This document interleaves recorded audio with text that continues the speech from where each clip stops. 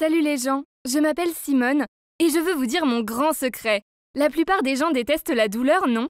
Quand ils se cognent l'orteil ou se coupent le doigt, ils disent « aïe » et ils secouent la zone où ils ont mal comme des fous. J'ai vu d'autres personnes faire ça.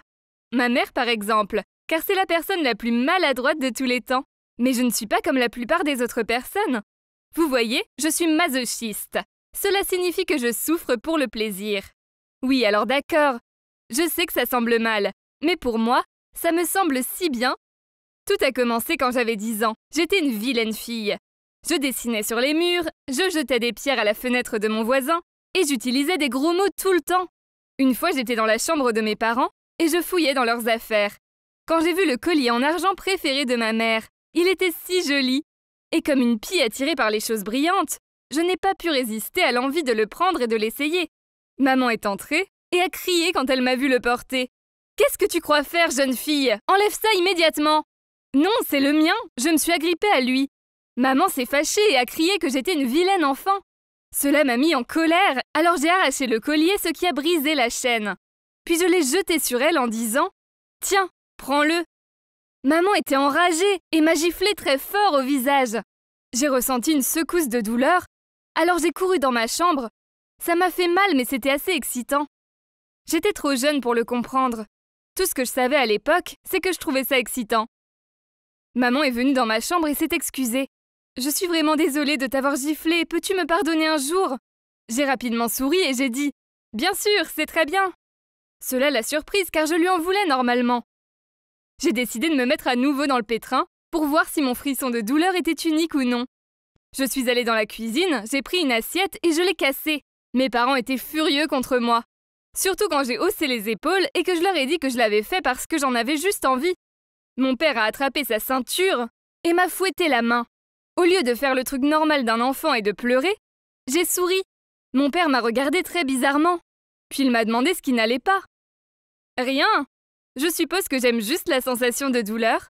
J'ai répondu, comme si ce n'était pas grand-chose. Ils étaient si choqués que ma mère a failli s'évanouir. Elle m'a regardé comme un monstre et a fait un pas en arrière, pendant que des larmes tombaient de ses yeux choqués. Elle a réagi de façon excessive. Mon père était convaincu que j'étais définitivement malade. Et ils m'ont immédiatement emmenée à l'hôpital et ont exigé de voir un médecin immédiatement. Le médecin n'a pas tardé à découvrir ce qui m'arrivait. Non, je n'étais pas malade. J'étais juste masochiste. Après cela, mes parents ne m'ont plus jamais frappée. Même si je me comportais mal, ils m'enlevaient mon téléphone ou ma console de jeu. Ils m'ont dit de ne dire à personne que j'aimais la douleur, car les autres ne comprendraient pas. Je n'étais pas stupide, j'avais déjà compris que les autres ne comprenaient tout simplement pas. Il y a eu des occasions où j'ai presque révélé mon secret de penchant pour la douleur.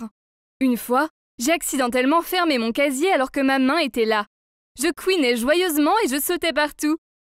Un de mes amis est venu me voir et m'a dit « Tu vas bien ?» Je leur ai dit que j'allais bien, que je travaillais juste sur la douleur. Une fois à la cantine de l'école, j'ai eu un accrochage avec une fille qui s'appelait Barbara et qui pensait qu'elle était géniale parce qu'elle était pom-pom girl, alors qu'elle était juste une fille méchante, qui était nulle aux entraînements de pom-pom girl. Elle s'est approchée de moi et a commencé à me traiter de tous les noms. Je m'en fichais car je suis tellement excitée quand les gens me font rôtir. Mais j'ai fait semblant de m'énerver et j'ai jeté un pudding au chocolat sur sa tenue de pom-pom girl. Elle s'est énervée et s'est jetée sur moi. Elle a en fait mis ses mains autour de ma gorge. « Plus fort !» Je lui ai dit en toussant. Elle s'est arrêtée et m'a dit que j'étais folle. Puis elle est partie en trombe. Les autres enfants me regardaient dans la confusion. Puis ma seule amie m'a demandé si j'allais bien. J'ai frotté mes yeux pour les faire rougir et j'ai fait comme si j'étais contrariée. Les choses ont changé quand j'ai rencontré Nathan. Il travaille dans mon café local. Une fois, j'étais sur le point de commander ma boisson habituelle, mais il l'avait déjà préparée pour moi. En plus de ma boisson, il m'a aussi passé une serviette de table avec son numéro dessus. Nous avons commencé à parler et quelques semaines plus tard, nous sommes devenus officiellement petits amis. J'étais tellement excitée et j'étais aussi très inquiète. Nathan ne savait pas que j'aimais la douleur et je ne savais pas comment le lui dire, car je ne voulais pas lui faire peur. Une fois, j'étais chez lui et j'ai accidentellement fait tomber mon verre de vin et me suis coupé la main. Je n'ai pas bronché, ni grimacé, ni rien. Au lieu de cela, j'ai juste souri. Mon comportement a troublé Nathan. Lorsqu'il m'a nettoyé la main, J'ai su que je devais lui dire mon secret. Nathan, tu devrais probablement savoir que je suis masochiste, ce qui veut dire que je prends mon pied à ressentir la douleur. » Sa mâchoire était grande ouverte. Je sais que je n'aurais pas dû dire ça. Maintenant, il va penser que je suis bizarre. Mais étonnamment, il a fini par dire « C'est pas grave, tu es juste toi-même. C'est ce qui te rend spécial. » Puis il s'est penché et m'a embrassée. Waouh! Je savais qu'il était incroyable, mais je n'avais pas réalisé à quel point. Je tombais amoureuse du gars, le plus parfait et le plus compréhensif qui soit. Quelques semaines plus tard, j'étais chez lui à regarder un film romantique quand j'ai entendu frapper à la porte. Nathan l'a rapidement ouvert, en s'attendant à voir le livreur de pizza. Mais non! Au lieu de cela, c'était Barbara, la fille qui s'est disputée avec moi. Pourquoi est-elle venue chez Nathan? « Qu'est-ce qu'elle fait chez toi ?» cria-t-elle. C'était déroutant, alors j'ai demandé à Nathan ce qui se passait. Il s'avère que Barbara est son ex-copine. C'était choquant. Comment a-t-il pu sortir avec cette bimbo? Barbara a commencé à nous crier dessus. Elle a dit des choses assez horribles, mais je lui ai juste souri. Puis elle a pris un cadre de photo et me l'a lancé. Ça m'a frappé au visage. Ça m'a fait mal, mais j'ai ri, ce qui l'a rendue encore plus furieuse. « Je vais te tuer, espèce de monstre !»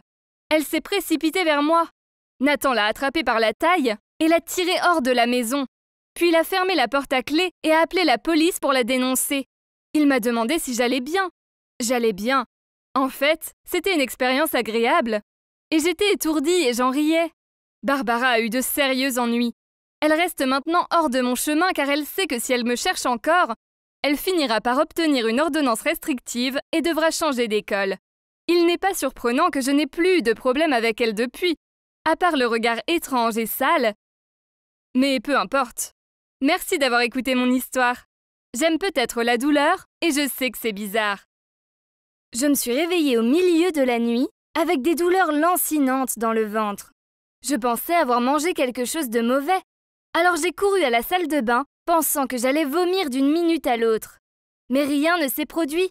J'avais 15 ans et je n'avais pas eu mes règles depuis 2 mois.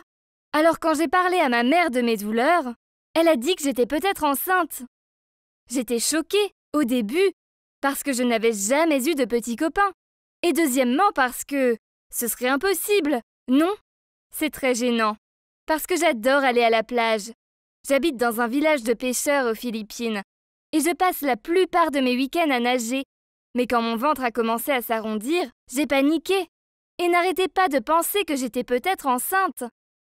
Ma grand-mère a remarqué que mon ventre devenait de plus en plus gros et m'a raconté qu'il y avait une légende dans notre village disant que si on se baigne pendant nos règles, on peut être béni par le dieu poisson.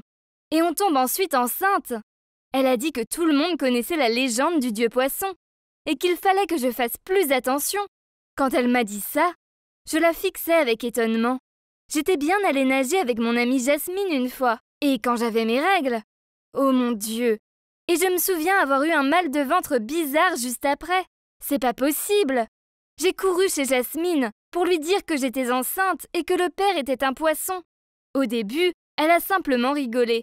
Mais elle a ensuite dit que sa grand-mère lui avait raconté cette légende aussi, et que c'était pour ça qu'elle ne se baignait jamais en ayant ses règles. Je lui en voulais. Pourquoi ne me l'avait-elle pas dit? Elle savait que j'avais mes règles ce jour-là, et elle m'avait laissé me baigner. Je n'avais pas fait attention en le disant à Jasmine, et un garçon de notre établissement m'avait entendu. Vous pouvez vous imaginer à quel point la nouvelle s'est répandue rapidement. Et très vite, tout le monde parlait de la manière dont un poisson m'avait mise enceinte. Je paraissais comme une sorte de monstre. Et les gens ont commencé à venir chez nous, pour voir si la légende du dieu poisson était vraie. Il y avait même une vieille femme qui avait attendu devant notre porte toute la nuit pour être la première à voir ça. Quand j'ai ouvert la porte, elle a tendu la main pour toucher mon ventre et a dit que ça l'aiderait à recouvrer la vue. Je me sentais si mal pour elle, je l'ai laissée me toucher le ventre, même si je passais pour une folle. Pendant ce temps, plus les jours passaient et plus mes douleurs s'intensifiaient. Ma mère m'a alors emmenée voir le médecin du village. Il a failli tomber de sa chaise quand ma mère lui a expliqué que j'étais probablement tombée enceinte d'un poisson. Désolé, quoi? Dit-il. Il n'avait pas du tout l'air impressionné et a dit que c'était un conte de vieille femme folle et qu'il n'était absolument pas possible que je sois enceinte d'un poisson.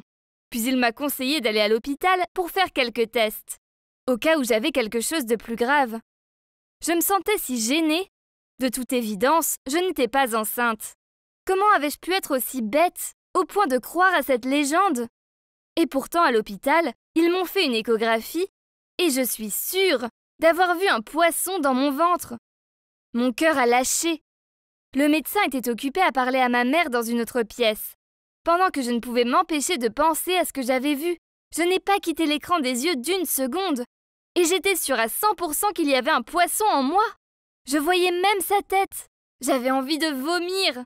J'ai attrapé mon téléphone et ai envoyé un message à Jasmine pour lui dire que j'avais vraiment un poisson qui grandissait dans mon ventre. Je lui ai dit qu'un petit poisson avait peut-être nagé jusqu'en moi le jour où on est allé nager. Ou peut-être qu'un œuf de poisson avait réussi à rentrer en moi et grandissait maintenant. Elle m'a demandé d'apporter le scan comme preuve, puisqu'elle ne me croyait pas. Maintenant, je paniquais pour de vrai. C'était grave. Je n'ai rien dit à ma mère jusqu'à ce qu'on rentre à la maison. Je lui ai dit ce que j'avais vu, et elle m'a regardée avec incompréhension, en me disant qu'il n'y avait pas de poisson dans mon ventre et de me calmer. Puis elle a dit qu'on en parlerait mieux à la maison. Dès qu'on est arrivé à la maison, Jasmine m'attendait, et on est allé dans ma chambre. Je lui ai montré le scan de l'échographie que j'ai volé du dossier médical dans le sac de ma mère, et elle était bouche bée. « Tu as vraiment un poisson qui grandit en toi ?» dit-elle. Je voulais pleurer. Ce n'était donc pas que mon imagination. C'était pour de vrai. Après avoir paniqué pendant un temps, ma mère a demandé à Jasmine de rentrer chez elle pour qu'on puisse parler en famille. On s'est tous assis et ma mère a expliqué que même si on avait l'impression qu'il y avait un poisson en moi, c'était en fait un kyste ovarien. Et pour moi, un kyste rimait avec quelque chose de grave. J'ai fondu en larmes, pensant que j'avais un genre de cancer. Mais ma mère m'a assuré que tout irait bien. Je fais maintenant des contrôles réguliers pour être sûre que le kyste ne fait pas de dégâts permanents. Et j'espère qu'on pourra économiser assez d'argent bientôt pour que je me fasse opérer pour le retirer. Mais on dirait toujours que je suis enceinte, car le kyste est assez gros. Et mon ventre a donc l'air très gonflé. C'est assez marrant au final.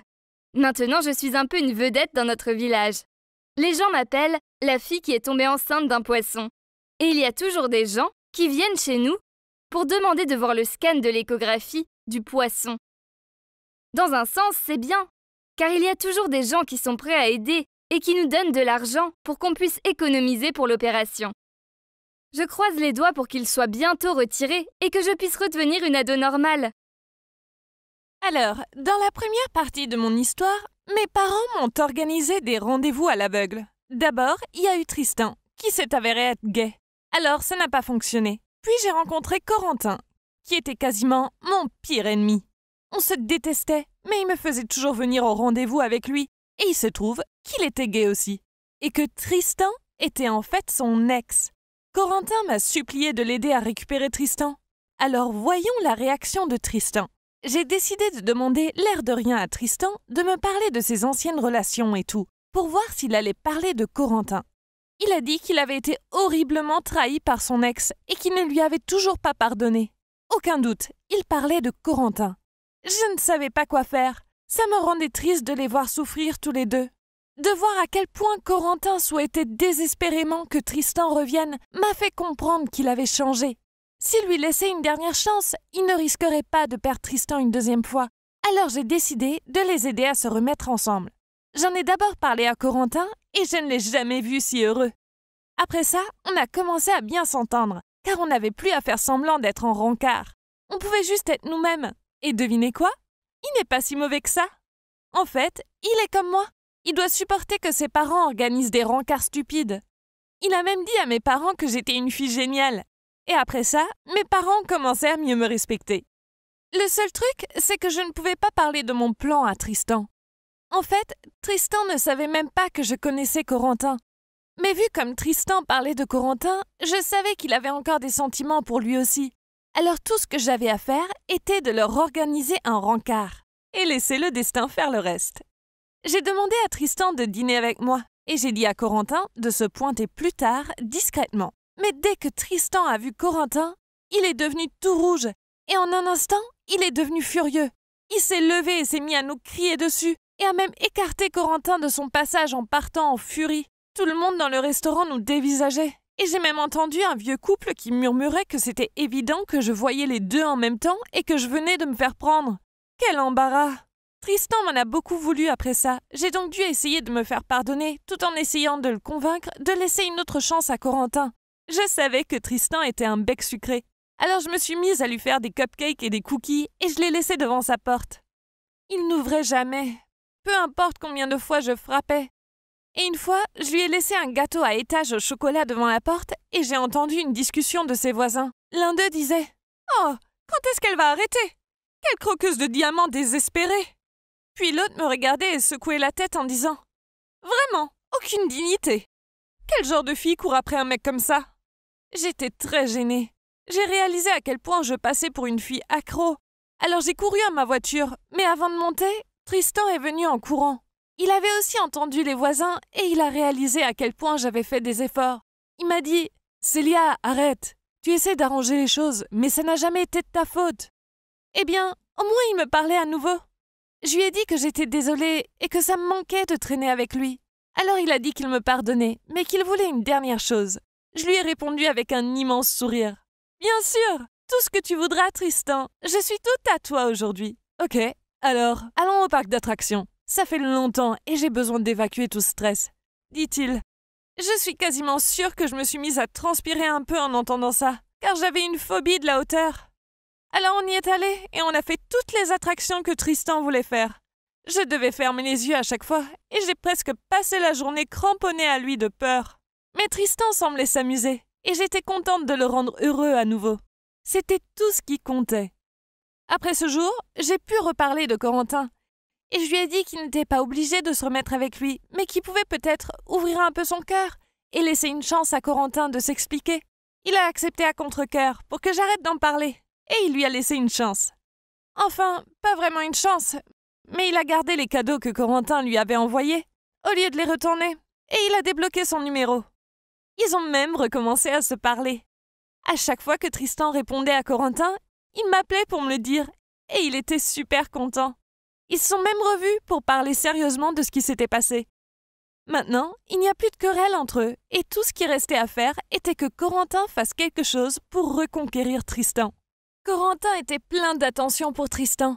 Il lui a même offert un abonnement au parc d'attractions et des passes pour les coulisses de son chanteur préféré. Mais Tristan ne changeait pas d'avis. Il était sympa avec Corentin, mais il ne semblait pas vouloir se remettre avec lui. C'était bizarre. Que se passait-il ? Est-ce que Tristan avait déjà rencontré quelqu'un d'autre? Un jour, je suis allée boire un verre avec Tristan pour discuter.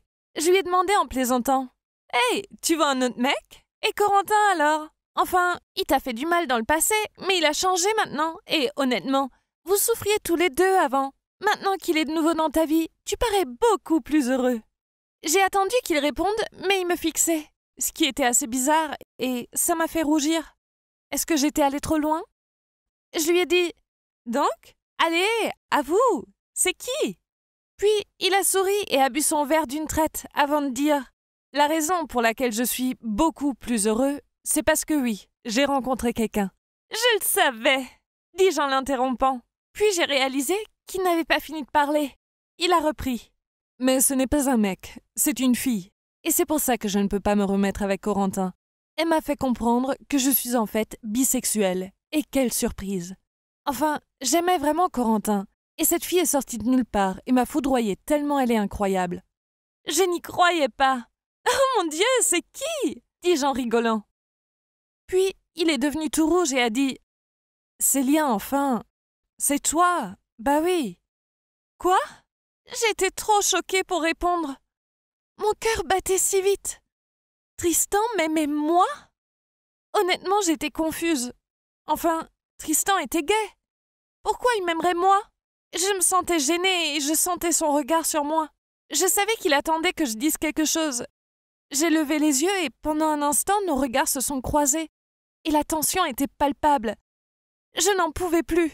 J'ai inventé une excuse en disant que j'étais fatiguée et qu'il fallait que je rentre. Tristan avait l'air un peu embêté, mais a proposé de me raccompagner. J'ai refusé en disant que je prendrais un Uber. J'avais besoin d'être seule. Je n'arrêtais pas de penser à ce qu'il avait dit. Ça tombait sous le sens. On s'amusait beaucoup ensemble. Mais puisque je savais qu'il était gay, Je ne l'ai jamais considéré comme un petit copain potentiel. Mais s'il n'était pas gay, enfin, on pouvait être ensemble. Plus j'y pensais, plus je réalisais que je l'appréciais aussi. Mais il fallait que je brime ses sentiments car... Et Corentin alors? Je ne pouvais pas voler l'amour de sa vie comme ça. Il aurait le cœur brisé. Je n'ai pas dormi de la nuit cette nuit-là. Plein de questions surgissaient constamment dans mon esprit. Le lendemain, Tristan m'a envoyé un message en premier, en disant « Tu as bien dormi? J'espère que ce que je t'ai dit hier soir ne t'a pas empêché de dormir. » Avec un emoji qui sourit. J'ai répondu « En fait, je n'ai pas dormi de la nuit. J'ai beaucoup réfléchi à mes sentiments, mais Tristan, je ne veux pas faire de mal à Corentin. On ne peut pas faire ça. » Puis il a répondu « Ne réfléchis pas trop, ça n'a pas d'importance. Réponds juste à cette question. Est-ce que tu as des sentiments pour moi? Dis juste oui ou non. » Je ne sais pas ce qui m'est passé par la tête, mais à ce moment, j'imagine que j'en avais marre que les choses soient si compliquées. Alors j'ai écrit « oui », puis j'ai cliqué « envoyer ». Ok, donc maintenant Tristan savait que j'avais aussi des sentiments pour lui. Et il paraissait si heureux. Il a dit que je ne devrais pas m'inquiéter et qu'on trouverait une solution, du moment que nos sentiments étaient réciproques. Quelques jours plus tard, Tristan m'a dit qu'il avait vu Corentin pour lui parler. J'avais trop peur de demander à Tristan comment ça s'était passé. Mais à minuit, Corentin m'a appelé. J'étais terrifiée de répondre. Je savais qu'il me crierait dessus. Mais à ma grande surprise, ce n'était pas le cas. Il était calme et a dit que Tristan lui avait tout dit et que si j'avais vraiment des sentiments pour lui, je devrais me lancer. Il a dit « J'ai passé des années loin de celui que j'aime et je ne veux pas que ça vous arrive à Tristan et toi. C'est trop douloureux. Vous méritez d'être heureux. En plus, tu m'as tellement aidé. Grâce à toi, j'ai réussi à mettre les choses au clair avec Tristan. Et le fait qu'il soit de nouveau dans ma vie, même comme ami, c'est déjà très bien. Je trouverai quelqu'un d'autre. Et ça me rendrait heureux de savoir que vous êtes heureux ensemble. » J'étais touchée par ces mots. Je n'arrivais pas à répondre. Je me suis mise à pleurer et je lui ai dit qu'il allait sûrement vite rencontrer quelqu'un de génial. Même lui semblait ému. Mais il essayait de le cacher en rigolant, en disant que j'étais une pleurnicheuse. Maintenant que j'avais son soutien, j'ai décidé de tenter le coup avec Tristan. On est allé à un rencard et c'était superbe. Puisque c'était pas la première fois qu'on se voyait, on était très à l'aise l'un avec l'autre. Et maintenant que je savais qu'il était intéressé par moi, j'ai remarqué à quel point il me donnait des papillons dans le ventre.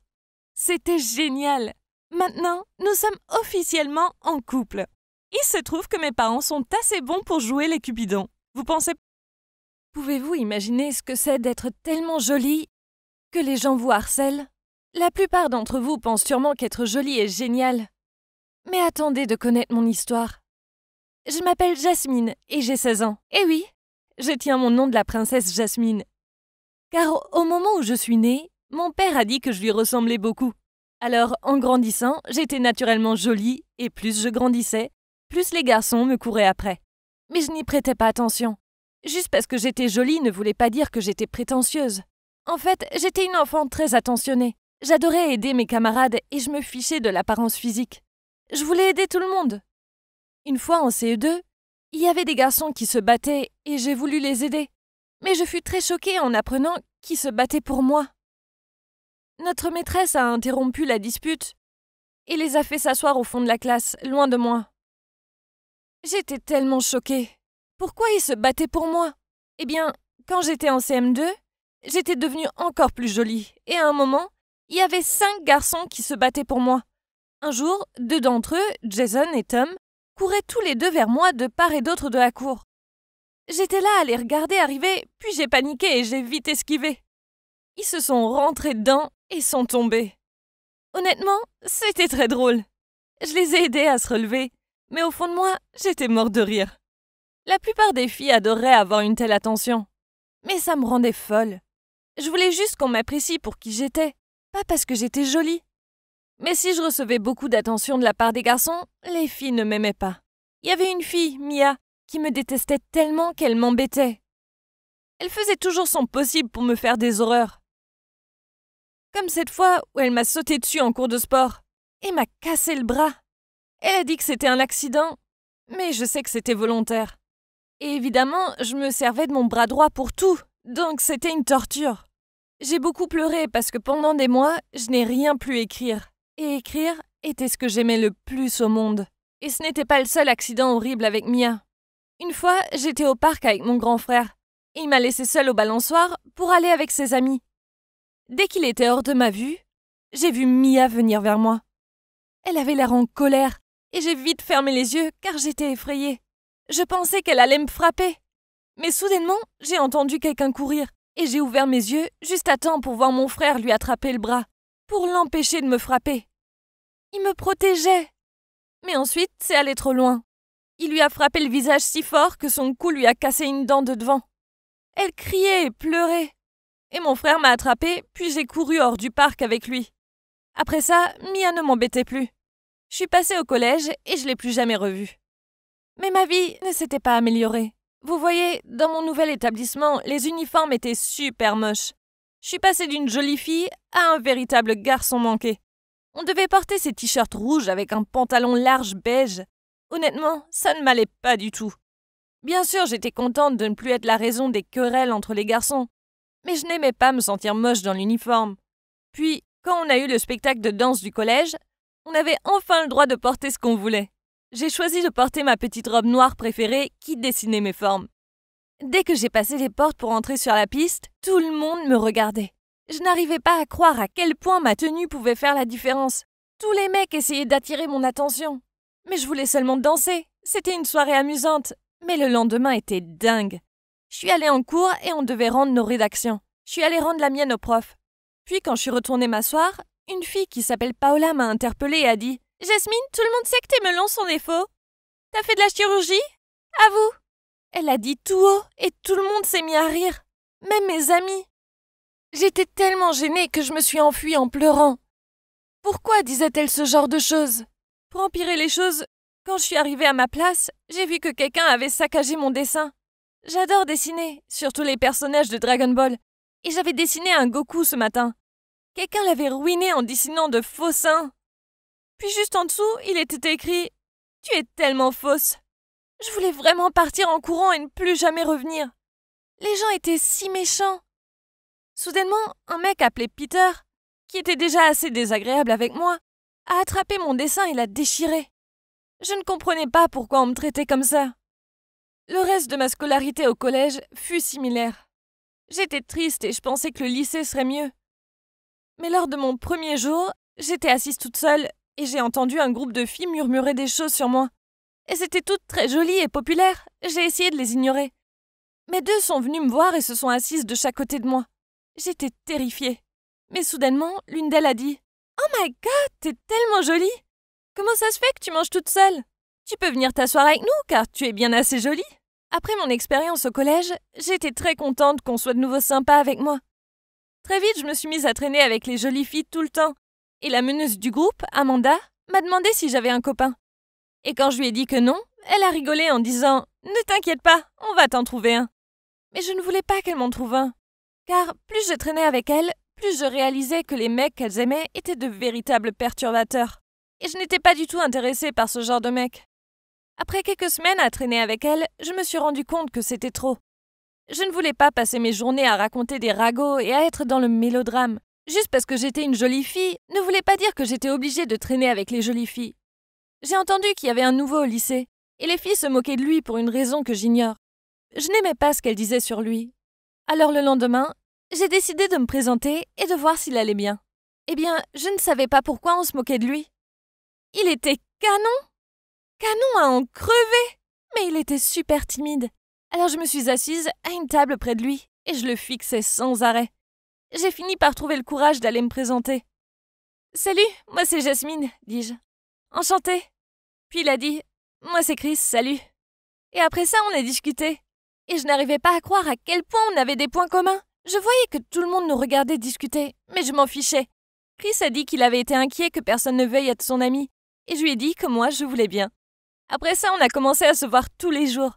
Et je suis vite tombée amoureuse de lui. Il était un peu geek, mais ça me plaisait. Une fois avant la Saint-Valentin, il m'a demandé quel était mon bonbon préféré. Puis le jour de la Saint-Valentin, il m'a fait la surprise de m'offrir des fleurs, une boîte de chocolat et un ours en peluche. Puis quelques jours plus tard, il m'a fait une autre surprise. Il avait commandé tous mes bonbons préférés, des Skittles, des Sour Patch Kids et des Airheads. J'étais super contente. C'était la chose la plus romantique qu'on ait faite pour moi. Et il n'était pas seulement intéressé par moi parce que j'étais jolie. Il se souciait vraiment de moi. On a commencé à sortir ensemble après ça, puis j'ai eu mon premier baiser. C'était plutôt drôle car je n'avais jamais embrassé quelqu'un avant. Alors, je n'avais aucune idée de ce que je faisais. Mais c'était agréable. Et après un moment, j'ai pris le coup de main. Et maintenant, on est super amoureux. Ça fait 7 mois qu'on sort ensemble. Et je n'aurais jamais imaginé que ma vie pourrait être aussi bien. On prévoit même de se marier à l'avenir. Je sais qu'on est encore jeune, mais quand on sait, on sait. Salut, je m'appelle Olive. Et à seulement 23 ans, j'ai décidé d'en finir avec l'amour.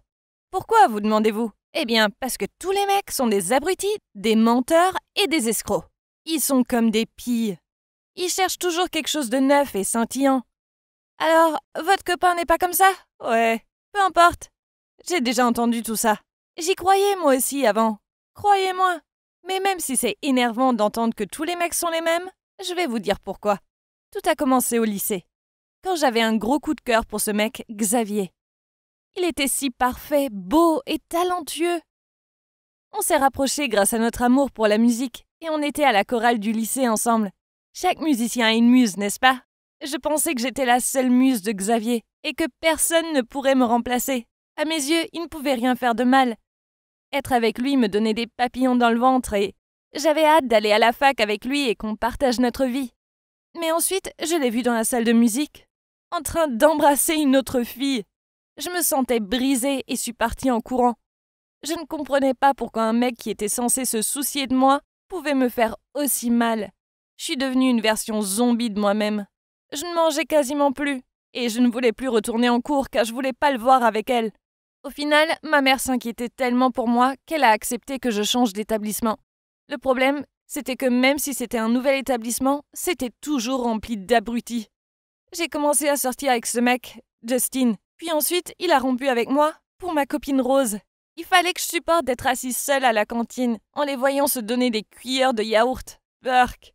Je pensais qu'aller à la fac changerait ma malchance avec les mecs, et qu'ils seraient plus matures dans les relations. Mais non, il se trouve que mon premier copain de fac, Thomas, jouait un double jeu avec moi depuis le début. J'attirais vraiment les mauvais garçons. Alors j'ai décidé de m'en servir à mon avantage.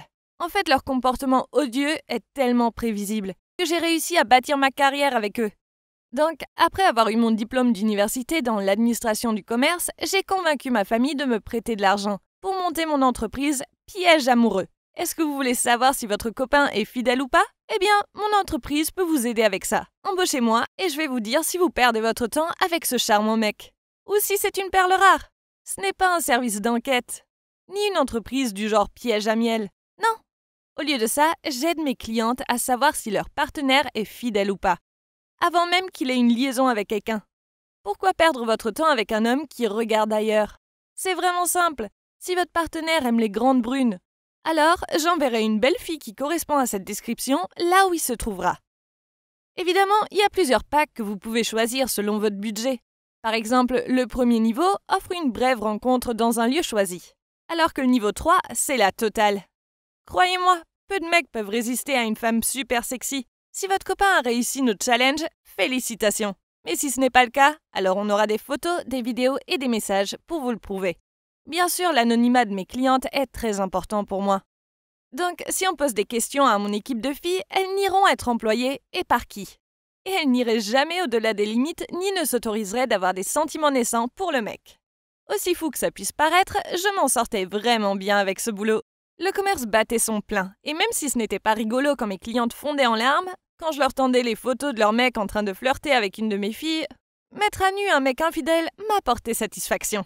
Puis tout a changé quand Amélie est arrivée à mon bureau. Elle semblait une cliente normale au début. Elle aimait son copain, mais elle n'était pas sûre et certaine de pouvoir lui faire confiance. Un cas normal et ennuyeux. Du moins, je le pensais avant d'ouvrir le dossier avec les infos sur son copain. Et là, il y avait une photo de Xavier qui me fixait. Waouh, je ne m'attendais pas à ça. Mais j'ai gardé mon calme. J'ai gentiment souri à Amélie en lui disant « Je m'en occupe », comme si j'allais refuser et perdre une grosse somme d'argent juste parce que Xavier était mon ex. Amélie ne le savait pas et ce n'était pas nécessaire. J'enverrai une autre fille, le ferai prendre sur le vif et voilà. Amélie verrait quel abruti il est. Sauf que ce soir-là, je me suis servi un verre de vin et j'ai regardé dans son dossier. Mince, j'avais oublié à quel point il était mignon. Au bout du 3e verre, je me suis dit que personne ne connaissait Xavier aussi bien que moi. Donc, je devais servir d'appât pour le faire prendre. Le lendemain soir, j'ai mis ma robe préférée et je suis allée au bar où Amélie a dit qu'il serait. Il était là au bar en train de draguer la jolie serveuse. Certaines choses ne changent jamais. Puis il s'est retourné et m'a vu. Il avait l'air choqué et il a dit « Olive, c'est toi ?»« Oh, salut Xavier !» dis-je en souriant amèrement. « La dernière fois que je t'ai vu, tu n'étais pas en train de t'amuser avec ta nouvelle muse en salle de musique ?» Il avait l'air perplexe et a dit qu'il ne comprenait pas de quoi je parlais. Donc je lui ai rafraîchi la mémoire. Je pensais qu'il aurait honte de s'être fait prendre en pleine infidélité. Mais ensuite il a répondu « Non, tu te trompes. On s'entraînait simplement pour le concert du lycée quand tout à coup elle a essayé de m'embrasser. J'imagine que tu n'es pas resté jusqu'au moment où je l'ai repoussée, en lui disant que j'avais déjà une copine. Il n'y a que toi qui compte, Olive. Tu es ma seule muse. » Je me suis soudainement sentie stupide de ne pas lui avoir directement demandé ce jour-là et à être partie sans rien dire. Si je n'avais pas agi comme ça, j'aurais eu ma vie de rêve avec lui et je n'aurais jamais eu à affronter tous ces abrutis. En regardant dans ses yeux de rêve, j'ai réalisé que je l'aimais toujours et je savais qu'il m'aimait aussi. Cette Amélie n'était pas faite pour lui. Alors quand il m'a demandé de retourner à l'hôtel avec lui, je n'ai pas hésité à dire oui. Après ça, on a commencé à sortir ensemble et c'était bon de pouvoir à nouveau faire confiance à un mec. Il me gâtait toujours avec des escapades de week-end romantiques et m'emmenait dans des restaurants onéreux. Mais ensuite, un soir, quand j'étais avec lui à l'hôtel et qu'il était sorti, son téléphone a sonné et j'ai vu un message d'Amélie apparaître. Alors, quand il est revenu, j'ai saisi l'occasion pour lui demander « C'est qui Amélie ?» Il m'a touché la main en me disant que c'était juste une idiote et qui se forçait à sortir avec elle pour que la société de son père l'embauche sur un gros poste. Il a promis qu'à la fin de son contrat, il ne lui parlerait plus. Je n'avais pas cru Xavier une seule fois avant, et je n'allais pas recommencer. Il fallait que je l'aide dans ses affaires. Alors quand Amélie est revenue à mon bureau, j'ai souri en disant « Félicitations, Xavier est un mec bien. »« C'est vrai, » dit-elle en levant un sourcil, puis en jetant sur la table devant nous une pile de photos. Il y avait des photos de Xavier et moi au bar, au centre commercial, à notre dernière petite escapade, et dans l'entrée d'un hôtel. Quel choc! Il se trouve qu'Amélie n'était pas aussi naïve que je le pensais. Elle m'a crié dessus en disant « Est-ce que votre commerce a une règle autorisant d'aller dans des hôtels avec le copain d'une cliente pour le challenger? Préparez-vous à aller au tribunal, bande d'escrocs !» Elle est partie, je restais là à trembler de peur. J'allais perdre ma société. Et tout était de ma faute. Mais au moins, j'avais Xavier. L'amour de ma vie. Non. Je l'ai appelé en larmes et j'espérais qu'il me rassurerait. Au lieu de ça, il a crié « Tu as tout gâché, espèce de tocarde! Comment as-tu pu laisser Amélie être au courant de ta liaison gênante? Tu penses vraiment que je quitterai une fille bien comme Amélie pour quelqu'un d'horrible comme toi? Prépare-toi pour le tribunal, car mon témoignage te fera du tort. Maintenant, j'ai ruiné ma carrière et ma fierté en a pris un gros coup. Je suis épuisée et à bout, et mon dernier espoir en l'amour s'est évaporé pour toujours. Mais pire encore, je ne me fais pas confiance. Je déteste le fait que je sois tombée sous le charme de Xavier, non pas une fois, mais 2. Mais si je réussis à affronter ce procès sans tout perdre, alors je commencerai une autre affaire. Je ne veux pas être aigrie pour toujours, je veux faire quelque chose de ma vie. Quelque chose qui n'a rien à voir avec l'amour, la rupture ou ce genre de choses. Car mon cœur est inaccessible à partir de maintenant.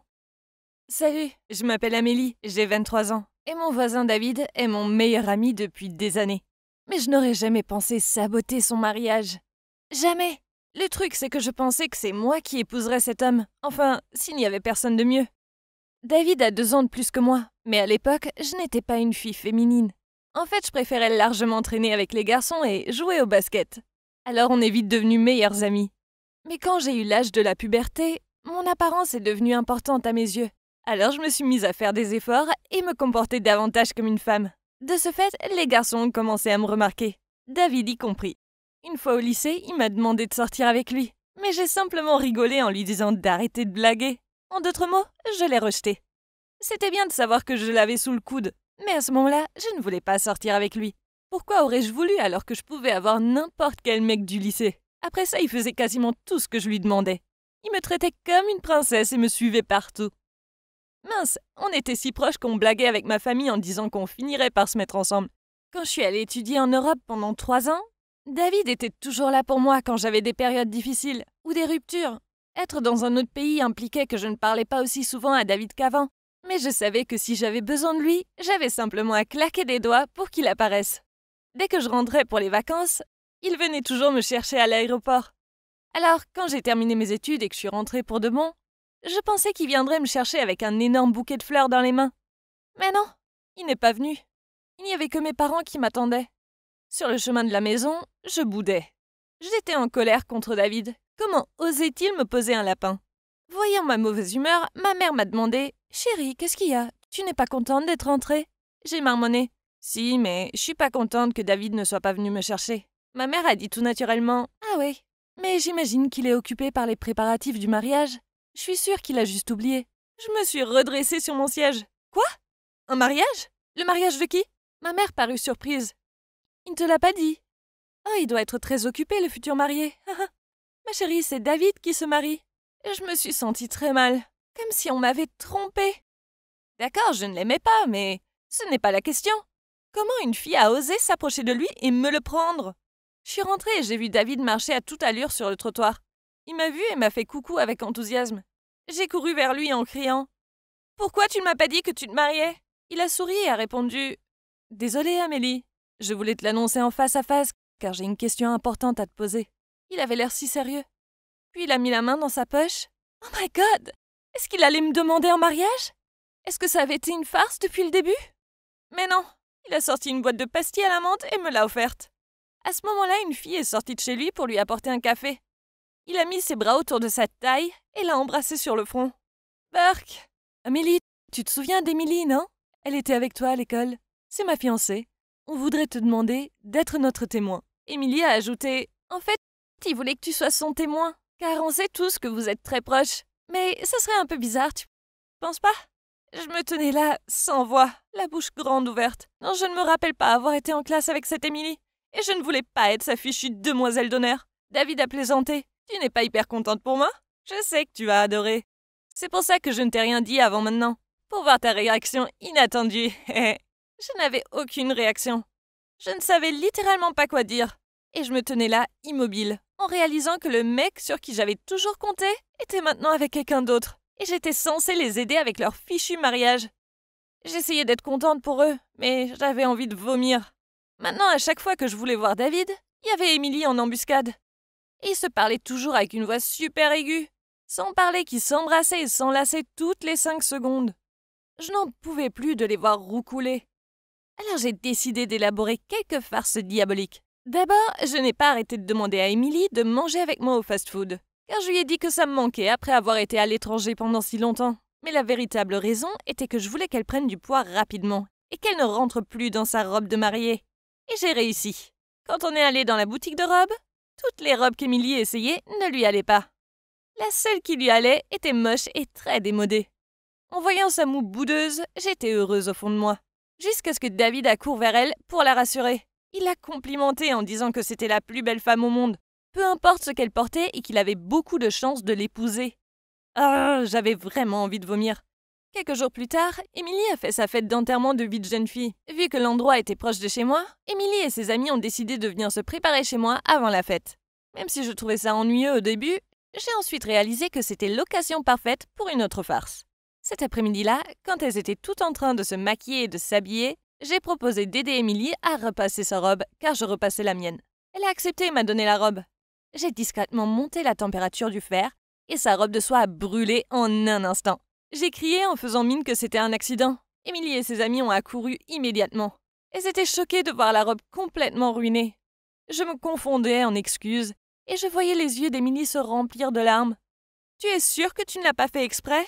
me demanda soudainement une amie d'Émilie. Puis tout le monde m'a regardé méchamment. « Non, ne dis pas ça, Amélie voulait seulement m'aider », dit Émilie en larmes. Mince, pourquoi était-elle si gentille? Après ça, elle a appelé David. Elle pleurait désespérément et lui racontait tout. Et seulement une demi-heure plus tard, David est venu et a tendu une robe flambante neuve à Émilie, encore plus belle que la précédente. Émilie a enlacé David, l'a embrassé sur la joue et n'arrêtait pas de dire qu'il était le meilleur. Burke. Soudainement, une des amies d'Émilie a murmuré quelque chose du genre « Émilie a tellement de chance d'avoir David comme fiancé. C'est pas comme Charles, qui est vraiment inutile. Donc Charles était l'ex d'Émilie, c'est ça? Je me demandais s'il voulait lui aussi briser leur mariage. Alors j'ai fait des recherches en ligne, et j'ai facilement trouvé Charles. Puis je lui ai écrit en lui disant que j'étais la demoiselle d'honneur d'Émilie et que j'avais quelque chose de très important à lui dire sur elle. Il a accepté de me voir dans un bar en ville. Première impression, ce mec est plutôt mignon. Il se trouve que cette sainte nitouche d'Émilie a bon goût en termes de mec. En étant assise à côté de lui, j'ai remarqué que Charles avait beaucoup bu. Mais je m'en souciais pas sur le moment. Je lui ai fait mon regard le plus convaincant et je lui ai dit « Émilie a encore des sentiments pour toi et maintenant elle hésite à se marier. » Au début, il ne disait rien. Il continuait de boire. Mais soudainement, il s'est levé et a dit qu'il devait lui avouer qu'il l'aimait tout de suite. Alors je l'ai suivi jusqu'à chez elle. Ce soir-là, les demoiselles d'honneur dormaient chez Émilie pour l'aider à préparer la liste des invités au mariage, etc. Je suis entrée en vitesse en inventant une excuse d'arriver si tard, et c'est là que j'ai entendu du bruit provenant de l'extérieur. Tout le monde est sorti pour voir, et il y avait Charles, bourré, qui bredouillait des trucs comme « Je t'aimerai toujours ». Émilie avait l'air choquée, et a essayé de convaincre Charles de rentrer chez lui. Je regardais la scène avec un sourire intérieur au moment où il vomit dans son pot de fleurs, accusa les demoiselles d'honneur d'être des traîtresses et trébucha sur le chat en essayant de rentrer dans la maison. Charles a fini par s'endormir sur le canapé et Émilie, comme à son habitude, l'a recouvert d'une couverture. Elle n'avait même pas l'air en colère. Pourquoi? Je ne comprenais pas pourquoi, après tout ce que j'avais fait, elle restait si calme et pardonnait tout. Le lendemain, quand Charles s'est réveillé, ils ont parlé et j'avais peur que Charles dise à Émilie ce que j'avais fait. Mais au lieu de ça, il s'est excusé, lui a souhaité le meilleur avenir, puis est parti. Quelques jours plus tard, Charles m'a demandé de le rejoindre dans un café. Il m'a demandé pourquoi je lui avais menti, car Émilie avait dit qu'elle était très heureuse de se marier avec David. J'ai soupiré et lui ai dit la vérité. Je lui ai aussi dit que je n'avais pas de sentiments pour David, c'est juste que je détestais les voir ensemble. Puis Charles a dit « Ne laisse pas la jalousie s'emparer de toi. Écoute, Amélie, maintenant il faut qu'on se ressaisisse et qu'on oublie le passé. » J'étais triste d'entendre ça, mais je savais que Charles avait raison. Même si David était mon meilleur ami depuis l'enfance, il était temps qu'il mène sa propre vie. « Ne sois pas triste, » dit Charles en me tapotant doucement la main. Je relevais les yeux, j'étais fascinée par son physique, mais aussi par sa maturité et sa sensibilité. Le jour du mariage arriva. J'étais à côté de David et d'Émilie pendant l'échange d'alliances et les vœux d'époux. Quelque part, je me sentais fière que mon meilleur ami ait trouvé l'amour de sa vie. Mais je me sentais toujours mal au fond de moi, jusqu'à ce que je voie Charles dans la foule. Il s'est avancé, m'a fait un grand sourire et a plaisanté sur le fait qu'il allait passer sa journée là pour que je ne fasse pas davantage de dégâts. J'ai éclaté de rire en lui disant que ce serait plutôt lui qui perturberait la cérémonie. Après la cérémonie, on a passé du temps ensemble à se balader au parc et à aller dans une galerie marchande. Je dois avouer que c'était sympa et ça m'a fait penser à autre chose. Depuis, il s'est passé quelque chose d'étrange. Je pense beaucoup à Charles, du genre vraiment beaucoup. Est-ce que je commence à avoir des sentiments pour lui? Peut-être qu'il est temps pour moi de trouver l'amour de ma vie aussi. Et je pense avoir trouvé le bon candidat. Bonjour tout le monde. Avez-vous déjà eu quelqu'un qui s'est vengé de vous? C'est pas drôle, hein? Eh ben, voici mon histoire de vengeance. Mais avec un retournement de situation. Vous ne croirez pas qui s'est avéré être mon farceur. Ah, je me présente d'abord. Je m'appelle Clara et j'ai 24 ans. Dire que j'ai une vie malheureuse serait un euphémisme. Pour commencer, mon père a laissé tomber ma mère pour une autre femme. Et peu de temps après, ma mère est décédée d'une grave maladie. En gros, ma vie entière s'est écoulée en quelques mois, et j'étais encore trop jeune à l'époque. C'était dur au fil des années, et j'ai toujours pensé que ma vie ne pourrait plus jamais redevenir comme avant. Mais un beau jour, quelqu'un est entré dans ma vie et a tout changé. Il s'appelait Simon, il avait 7 ans de plus que moi, et il a sérieusement changé ma vie. Il vivait dans une autre ville, mais il venait souvent dans la mienne pour des affaires. Nous sommes rapidement tombés amoureux l'un de l'autre, mais ce bonheur n'a pas duré longtemps. Un jour, je travaillais dans un magasin de vêtements, quand une fille du même âge que moi est entrée. Elle voulait que je l'aide à choisir une robe, mais elle était assez grossière avec moi, et je n'arrêtais pas de la surprendre en train de me dévisager avec des regards noirs. Qui était-elle et pourquoi me traitait-elle ainsi? Finalement, après environ 2 heures, elle s'est décidée et a choisi seulement une cravate qu'elle voulait acheter pour son mari. J'étais soulagée de me débarrasser d'elle, mais choquée quand j'ai vu le nom sur sa carte de crédit. Simon Dubois. Son mari avait exactement le même nom que mon petit ami. Quelle coïncidence!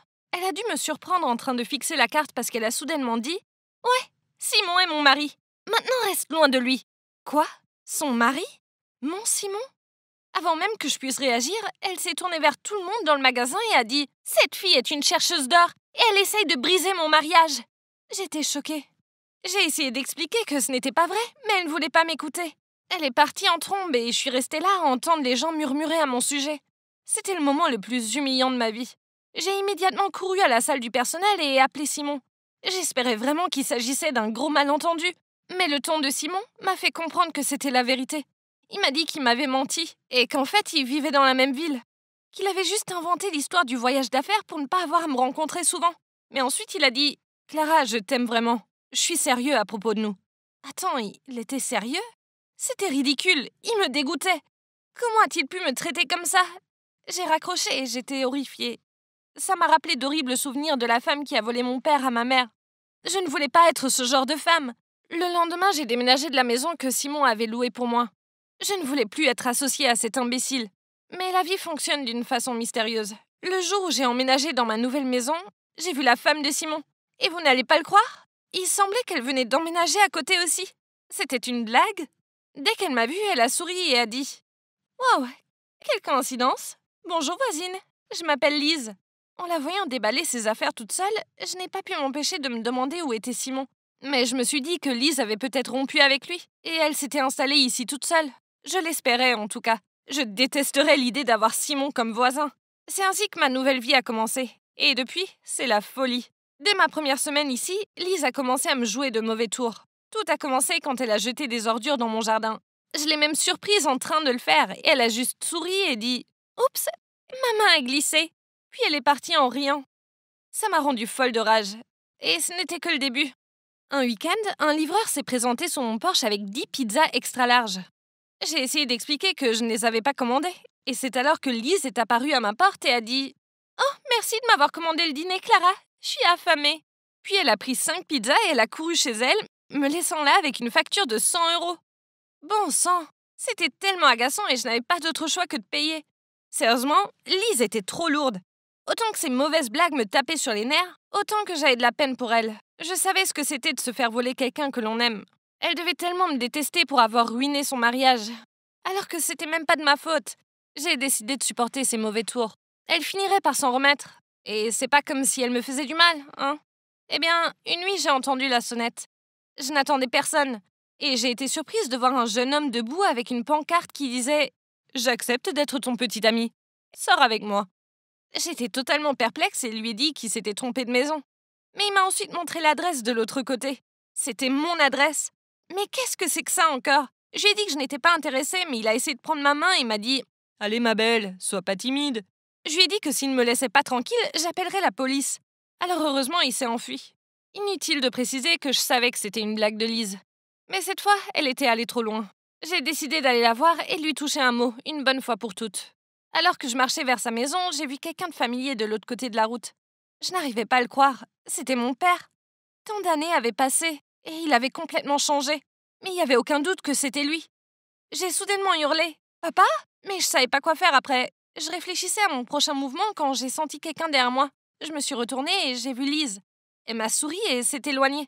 C'était quoi son problème? Avait-elle entendu ce que je venais de dire? J'étais tellement choquée de voir mon père que je suis rentrée en courant dans ma maison. Je le détestais pour ce qu'il avait fait à ma mère. Mais il était toujours mon père. Et je voulais savoir s'il allait bien et ce qu'il faisait ici. J'ai à peine dormi cette nuit-là car je n'arrêtais pas de penser à mon père. Le lendemain matin, j'étais assise près de la fenêtre, quand il est réapparu. Cette fois-ci, il était avec Lise et elle lui tenait le bras. Que faisait-elle avec mon père? Pourquoi était-il si proche? Plus tard ce jour-là, je l'ai revu et cette fois, lui et Lise se faisaient les câlins. Oh mon Dieu, ils sortaient ensemble? Peut-être que Lise m'avait entendu l'appeler papa et que maintenant elle flirtait avec lui pour encore se venger de moi? C'était trop. L'idée d'avoir Lise comme belle-mère me donnait envie de vomir. J'ai attendu et attendu, mais il était dans sa maison et il n'y avait aucun signe de son départ. Finalement, il est parti et dès qu'il a été dans sa voiture, j'ai couru dans sa maison. Je tremblais quand j'ai frappé à la porte. Et quand Lise a ouvert, j'ai dit « Tu es allée vraiment trop loin. Peux-tu arrêter cette vengeance maintenant ?» Lise a eu l'air confuse et a dit « Mais de quoi tu parles ?» Lise ne semblait toujours pas comprendre et j'étais sur le point de lui expliquer quand j'ai entendu des pas. Je me suis retournée et mon père était juste là. Il a dit « Quel est le problème, Lise? Pourquoi te disputes-tu avec cette jeune femme ?»« Hein? Jeune femme? Il ne me reconnaissait pas ?» Alors Lise est intervenue et a dit « C'est bon, papa, nous avons juste un malentendu ici. » Quoi? Papa? C'est ton Père? Vraiment? J'ai bégayé. Oui? Pourquoi? Qu'est-ce qu'il y a? A-t-elle dit. Lise, tu n'as pas besoin de me mentir. Je sais que tu sors avec mon père pour te venger de moi. Ai-je poursuivi. Waouh! Attends, qu'est-ce que tu veux dire par ton père? Lise haletait. À ce moment-là, mon père a eu l'air confus aussi, et il s'est approché de moi et a demandé s'il pouvait regarder ma main. Après avoir vu ma tache de naissance, il a commencé à pleurer et à me serrer dans ses bras. Clara, c'est toi. C'est vraiment toi. Je ne savais pas comment réagir, alors je l'ai laissé me prendre dans ses bras. Ça faisait si longtemps que personne ne m'avait pas serré comme ça. Depuis la mort de ma mère, j'avais essayé d'être forte et de me contenir, mais soudain je n'ai plus pu me retenir. J'ai fondu en larmes dans ses bras. Nous sommes restés comme ça pendant un long moment. Et finalement, il m'a emmenée chez Lise et m'a raconté l'histoire. Il s'est avéré qu'après nous avoir quittés, ma mère et moi, il s'était fait piéger par cette femme. Mais il avait tellement honte qu'il a décidé de déménager dans une autre ville et de recommencer à zéro. Un jour, il travaillait dur sur un chantier de construction, quand il s'est blessé. Il a fini à l'hôpital, et c'est là qu'il a rencontré Lise.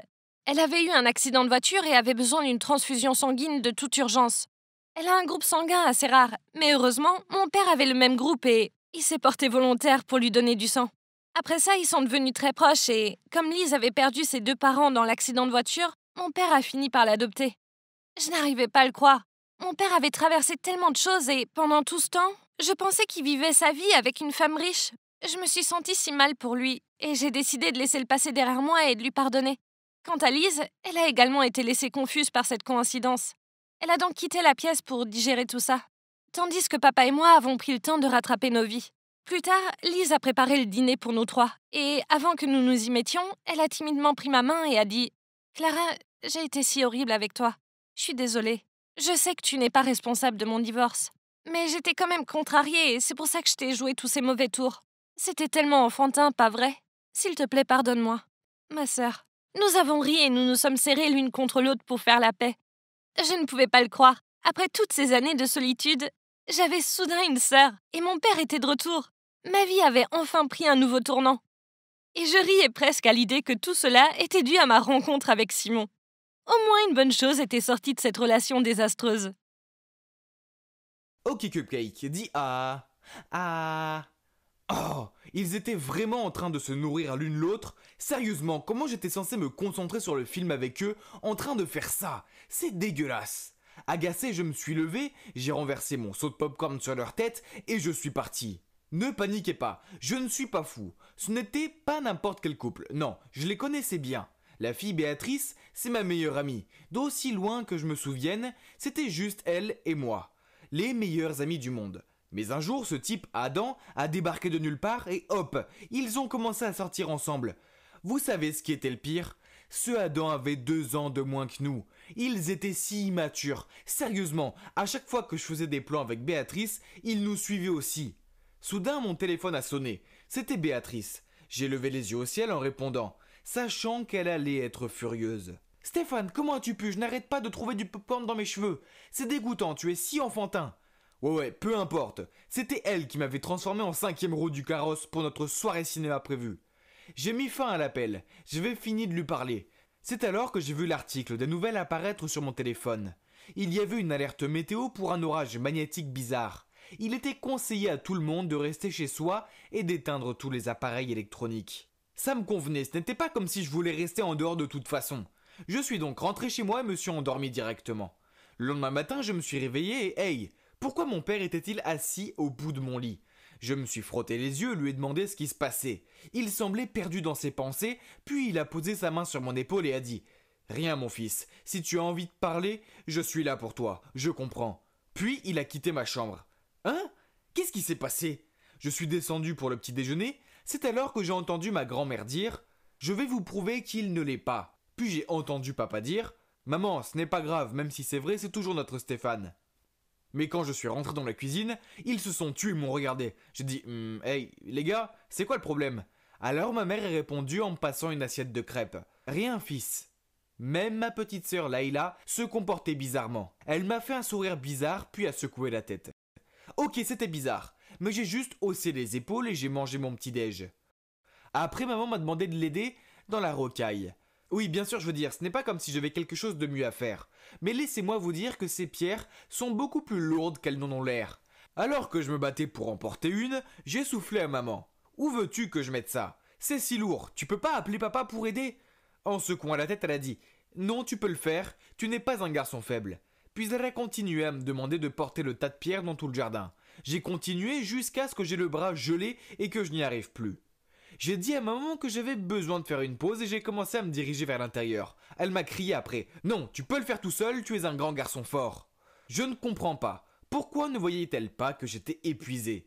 C'est alors que j'ai aperçu Béatrice qui me regardait par-dessus la clôture. Elle m'a souri et m'a fait signe de venir. Attends un peu, elle n'était pas encore fâchée contre moi? Qu'est-ce qui avait changé alors? Je m'en fiche, j'avais besoin d'échapper à maman. Alors je suis allé la voir, elle s'est excusée pour hier, puis m'a demandé si je voulais aller faire du shopping. J'ai accepté, n'importe quoi pour éviter de me trimballer des pierres. Alors que je me dirigeais vers la voiture de Béatrice, j'ai aperçu mon voisin devant sa maison. Je lui ai souri, mais il m'a jeté un regard bizarre et s'est mis à rire. J'ai rapidement baissé les yeux sur mon pantalon. Non, je n'avais pas oublié de remonter ma fermeture éclair. Alors, pourquoi se moquait-il de moi? Je pensais à la façon dont tout le monde était bizarre pendant que je montais dans la voiture, puis j'ai pensé tout haut. Peut-être que c'est la tempête, elle a rendu tout le monde fou. Puis j'ai raconté à Béatrice toutes les choses folles qui s'étaient passées. Elle a hoché la tête et a dit « Ouais, ça doit être à cause de la tempête. » C'était logique, parce que j'avais lu des articles sur les orages magnétiques et comment ils pouvaient avoir un impact sur l'humeur des gens et tout ça. Au centre commercial, nous sommes entrés dans un magasin, je l'ai aidé à choisir des vêtements à essayer. J'ai choisi une robe violette et je lui ai dit que c'était une belle couleur quand soudain ma grand-mère a surgi de nulle part et a dit « Non, tu ne l'aimes pas. Suis-moi, je vais te trouver d'autres vêtements. » Et avant que je puisse comprendre ce qui se passait, elle me tirait hors du magasin. J'étais tellement confus. « Mamie, pourquoi es-tu ici? Vous m'avez suivi ?» Elle m'a souri et m'a répondu « Pierre, chéri, ne me blâme pas de vouloir le meilleur pour toi. » Hein? C'était étrange, mais bon. J'étais sur le point de m'acheter de nouveaux vêtements, donc je ne pensais pas avoir besoin de me poser plus de questions à ce sujet. Nous avons fini dans ce magasin vintage, j'avais l'impression d'être dans une boucle temporelle. Tous les articles étaient des années 80 ou même plus vieux. Elle a commencé à prendre des articles sur les rails et à dire des choses comme « Oh, j'aime bien celui-là » et « Tu serais très beau avec ça ». Ce n'était pas mon style. Mais mamie avait l'air si contente et je ne voulais pas la blesser. Alors oui, j'ai fini par essayer les vêtements. J'étais ridicule. Grand-mère semblait ravie. Elle a haleté, applaudi et s'est exclamée « Oh là là, tu es un si beau garçon !» Pendant que Béatrice s'efforçait de ne pas rire. Après cela, nous sommes tous rentrés à la maison, et oui, je portais le drôle de costume. Tout le monde me montrait du doigt et se moquait de moi, mais mamie ne semblait pas s'en rendre compte. Elle a juste souri et dit « Toutes les filles vont craquer pour toi maintenant. » Pff, c'est ça, j'en doute. Plus tard, j'étais dans ma chambre m'occupant de mes affaires quand mon téléphone a sonné. « Hé, je vais dans la même université que toi. Je t'ai vu hier et j'aime ton style. Ça te dirait de sortir un jour ?» Lily X. C'était l'idée que quelqu'un se faisait d'une blague. Je ne connaissais pas ce numéro ni cette fille Lily. Qu'est-ce qui se passe? L'orage magnétique avait rendu tout le monde fou et je semblais être le seul à rester sain d'esprit. J'ai immédiatement répondu par texto que je n'étais pas intéressé. Mais bon sang, cette fille était têtue et elle n'arrêtait pas de m'envoyer des textos. Le jour suivant, le comportement bizarre de mamie a continué, ce qui me stressait. Elle n'arrêtait pas de jeter des regards bizarres sur moi et de murmurer des choses à maman à mon sujet. Et puis une fois, elle m'a suivi alors que je me rendais au magasin et m'a demandé pourquoi je ne portais pas la tenue qu'elle m'avait achetée. Quand je lui ai dit qu'elle était dans la blanchisserie, elle a eu l'air contrariée, à secouer la tête et à marmonner quelque chose comme quoi je ne trouverais jamais une gentille jeune fille avec mes vêtements délabrés. J'ai essayé d'en parler à Béatrice, mais vous l'avez deviné, elle était trop occupée avec Adam pour parler. Alors dans ma solitude, je me suis tourné vers Lily. Elle a été très gentille et m'a dit que ma grand-mère avait probablement une crise de vieillesse. Car la même chose était arrivée à sa grand-mère et que nous devrions nous rencontrer dans le parc pour en discuter. J'ai accepté de la rencontrer et pendant que j'attendais qu'elle se montre, un type au look de star du cinéma s'est approché. Au début, j'ai cru qu'il allait me demander le chemin ou quelque chose comme ça. Mais ensuite, il a dit d'une voix charmeuse « Hey, tu es à l'heure !» Puis avant que je puisse dire quoi que ce soit, il a continué. « C'est moi, Lily. » Mais qu'est-ce qui se passe? C'était insensé. Je lui ai demandé « Ok, alors, à quel jeu tu joues ?» Il a eu l'air confus puis a secoué la tête et a dit « Je veux juste passer du temps avec toi ». Puis il s'est rapproché de moi et s'est appuyé sur mon épaule. Je l'ai repoussé et j'ai fait un pas en arrière. « Oh non, non, je ne suis pas gay !» Il a froncé les sourcils en me regardant puis a crié « Quoi? Tu l'es? Tout le monde sait que tu l'es !» Je suis resté là perplexe quand j'ai vu arriver ma sœur, Laïla. Je lui ai demandé « Mais qu'est-ce que tu fais ici ?» Avec un sourire fendu jusqu'aux oreilles, elle a dit « Je teste juste si tu es gay ou pas. » Et j'ai la réponse « Tu ne l'es pas. » Maintenant, je vais devoir le dire à maman et à mamie. Puis elle a sorti son téléphone. J'ai attrapé sa main et je lui ai dit « Attends, quoi, gay? Qui a dit ça? Qu'est-ce qui se passe ?» Je parle de la rumeur, il y a quelques jours, le voisin a dit à maman que tu étais gay. Papa l'a bien pris, mais maman et mamie ne l'ont pas bien pris. Bref, je leur ai dit que je voulais en avoir le cœur net. Au début, je pensais que tu l'étais, parce que tu n'étais pas intéressé par Lily. Mais maintenant, elle a regardé le gars. Mon ami Léo a confirmé que tu ne l'es pas. Ok, c'était fou, mais d'où venait cette rumeur? J'ai demandé à ma sœur et elle a répondu. Oh, ils l'ont entendu de Adam. Adam, mais c'était louche. Alors je suis allé chez Béatrice pour avoir des réponses. Dès qu'elle a ouvert la porte, j'ai levé un sourcil et je lui ai demandé. Alors Béatrice, tout le monde pense que je suis gay et apparemment c'est à cause d'un truc que Adam a dit. Est-ce que tu saurais quelque chose à ce sujet? Elle a rougi. Stéphane, je suis désolé. Adam était tellement jaloux de toi que j'ai fini par lui dire que tu étais gay juste pour qu'il soit d'accord pour qu'on sorte ensemble. J'ai serré les dents de colère puis j'ai crié. Je n'arrive pas à croire que tu aies ruiné notre amitié pour ce type. Tu préférais prendre de fausses rumeurs sur moi plutôt que de mettre un peu de bon sens dans la tête de ton ridicule petit ami. Tu es tellement égoïste. Dans ce cas, va vivre heureuse avec lui comme tu le souhaites, je resterai hors de votre chemin. Et je suis parti en vitesse. Plus tard, elle a essayé de m'appeler, mais j'ai éteint mon téléphone. Le lendemain matin, je me suis réveillé et j'ai vérifié mes médias sociaux pour voir apparaître une notification de Béatrice. Elle avait écrit un long post pour dire la vérité à tout le monde et pour s'excuser auprès de moi. Perplexe, je suis descendu pour prendre mon petit déjeuner, tout en me demandant si je devais lui pardonner. Puis j'ai vu que Béatrice était assise dans le salon. Maman a dit qu'elle était venue tôt le matin pour s'excuser auprès de moi et de ma famille. Allez mon chéri, elle sait ce qu'elle a fait de mal, m'a chuchoté maman, avant de nous laisser tous les deux seuls. Béatrice s'est approchée de moi. Stéphane, je suis vraiment désolé d'avoir été une ordure. Tu es mon meilleur ami et Adam va devoir l'accepter ou le refuser. Je peux trouver un autre petit ami et je ne veux jamais perdre un ami comme toi. Elle m'a tendu les bras, j'ai hésité puis on a fini par s'enlacer. Ainsi Béatrice et moi sommes à nouveau meilleurs amis. Ma famille, elle, est redevenue aussi folle qu'avant. C'est vrai que ce n'était pas cool de la part de Béatrice de lancer une rumeur sur moi, mais si j'étais gay, qu'est-ce que ça ferait? J'ai dit à mamie et à maman, je suppose qu'elles sont toutes les deux vieux jeux et qu'elles doivent s'adapter un peu plus à notre époque et réaliser que ça n'a pas d'importance que j'aime les filles ou les garçons. Puisque dans tous les cas, je suis toujours moi, le même vieux Stéphane. Et à la fin de la journée, oui, je suis ce gars qui pensait que l'orage magnétique rendait tout le monde fou. Une chose est sûre, Béatrice ne me laissera jamais oublier ça. Haha. Hé, ce type là-bas vient de se renseigner sur vous, dit le barman, ce qui m'a incité à me retourner et regarder autour de moi. Oh, il est parti. Comme vous pouvez le voir, je suis assise au bar d'un hôtel 5 étoiles. Non, je ne suis pas riche, au contraire. J'ai pris toutes mes économies et j'ai décidé de les dépenser pour profiter de chaque jour qui me restait à vivre. Tout a commencé il y a plusieurs mois. Je souffrais constamment de douleurs et d'épuisement. J'ai mis ça sur le compte du stress au travail, mais mes symptômes ont empiré. J'ai fini par consulter un médecin et je suis restée choquée en entendant les mots cancer et progressif. Les semaines suivantes ont été un tourbillon de rendez-vous à l'hôpital et de traitements. J'ai fait de la chimio et mes beaux cheveux longs sont tombés.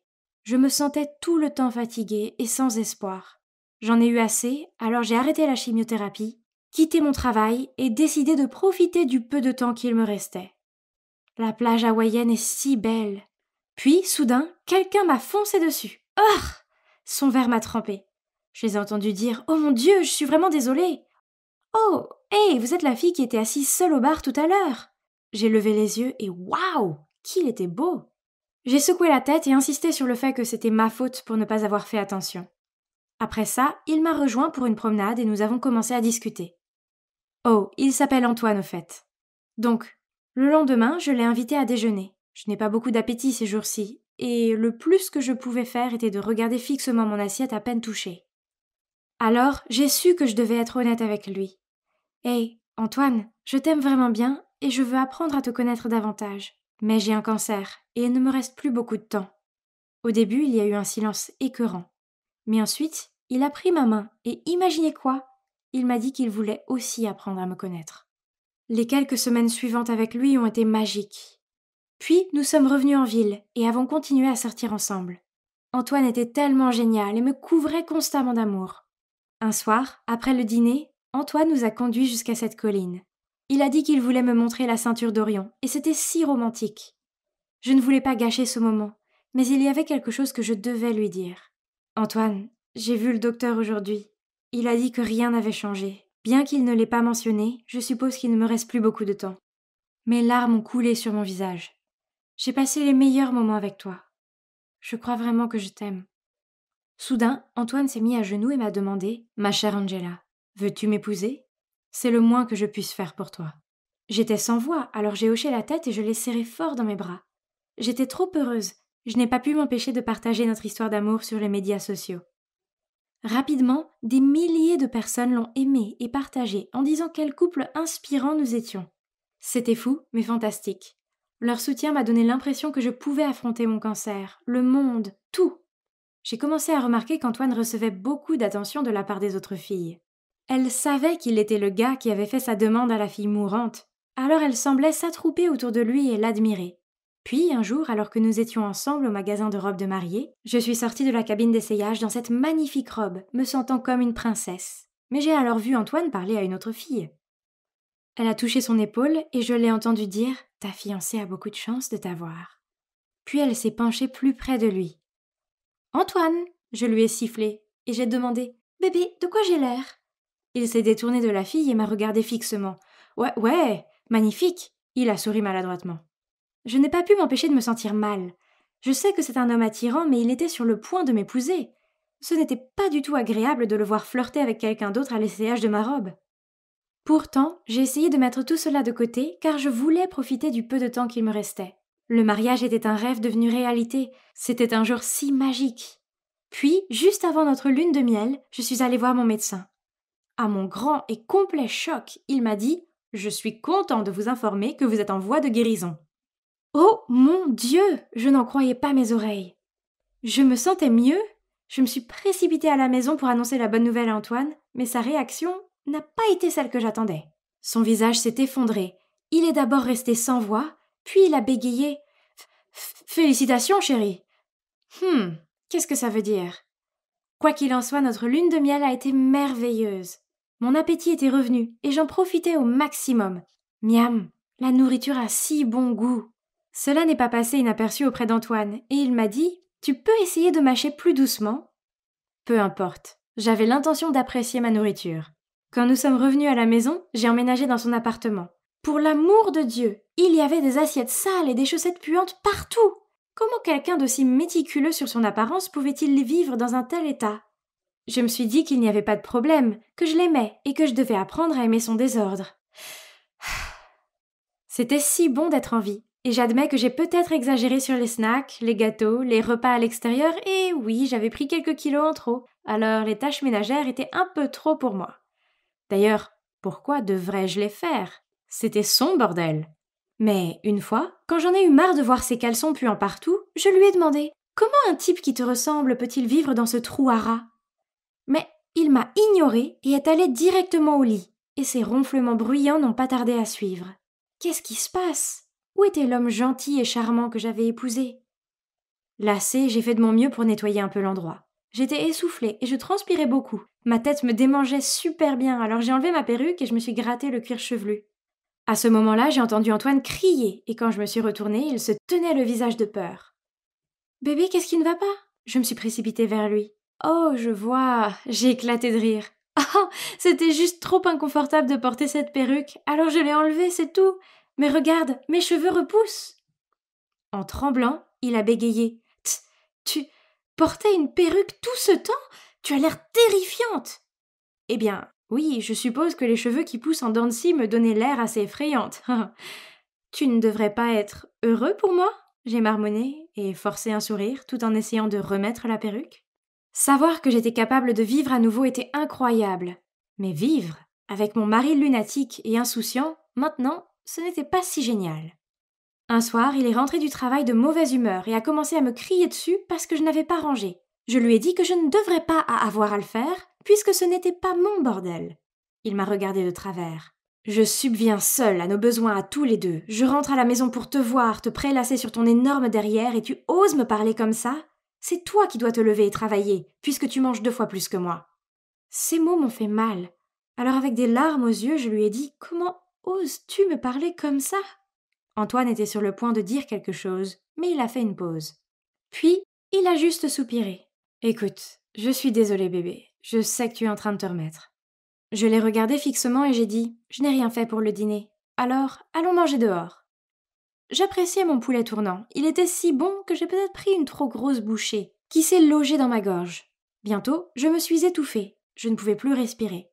Effrayée, j'ai regardé Antoine pour avoir de l'aide, mais il faisait défiler son téléphone.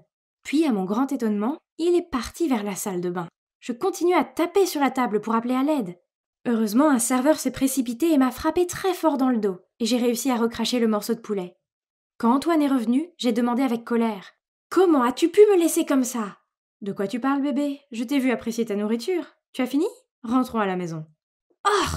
Il savait parfaitement que je m'étouffais. Quel crétin ! Tout ce que j'avais pensé et attendu de lui s'est effondré. Il était prêt à me laisser mourir étouffé plutôt que de m'aider. Le problème était que notre histoire d'amour était si célèbre maintenant, et même si je savais qu'Antoine et moi ne pouvions pas nous supporter, l'idée de nous séparer et d'être chahutés par les autres me rendait malade. Je suppose que j'étais coincée avec lui pour toujours. Donc nous avons dû continuer à nous tolérer l'un l'autre. Puis un soir, alors que je grignotais des chips et regardais la télé, mon téléphone a sonné. C'était un numéro inconnu. « Bonjour, êtes-vous la femme d'Antoine ? Antoine a eu un accident de voiture et nous avons vraiment besoin que vous veniez ici. » Je me suis figée pendant quelques secondes. « Désolée, faux numéro !» Et j'ai raccroché. Mon téléphone a sonné plusieurs fois encore, mais je n'ai pas répondu. La culpabilité a commencé à m'envahir, alors j'ai pris mon sac et je me suis précipitée à l'hôpital. L'infirmière m'a dit de signer des papiers pour qu'Antoine puisse être opéré. Un stylo à la main, j'ai hésité. « Excusez-moi, où est la section sur le don d'organes ?» j'ai demandé. « Mon mari est prêt à faire un don si quelque chose de grave arrive. »« Ce n'est pas le bon moment pour poser cette question !» m'a crié l'infirmière. À ce moment-là, les parents d'Antoine se sont précipités paniqués. Je leur ai donné les papiers et je suis retournée furtivement à l'appartement. Après cela, j'ai longuement réfléchi à notre relation. Elle avait été si passionnée au début, mais j'ai réalisé que je ne l'aimais pas du tout et lui non plus. Toutes nos décisions étaient prises intensément et rapidement en fonction de l'idée que je pourrais mourir plus tard. Nous étions trop têtus pour admettre l'échec et nous éloigner, et maintenant nous étions malheureux. Quelques semaines plus tard, Antoine est rentré en fauteuil roulant et nous sommes restés assis dans un silence gênant. Puis j'ai brisé la glace. Le soir où je me suis étouffée au restaurant, tu as fait exprès de m'ignorer ? Antoine m'a répondu par une autre question. Est-ce vrai que tu voulais faire don de mes organes au lieu de m'aider à me faire opérer ? J'ai répondu. Je suis désolée. C'était le seul moyen auquel j'ai brièvement pensé pour sortir de ce mariage. Il a soupiré. Je sais. Moi aussi. Je pense que nous sommes trop semblables et que c'est pour ça que ça ne marche pas. Il a fait une pause. Je pense qu'il est temps que nous mettions un terme à tout ça. Alors finalement, nous avons cessé de nous supporter et avons demandé le divorce.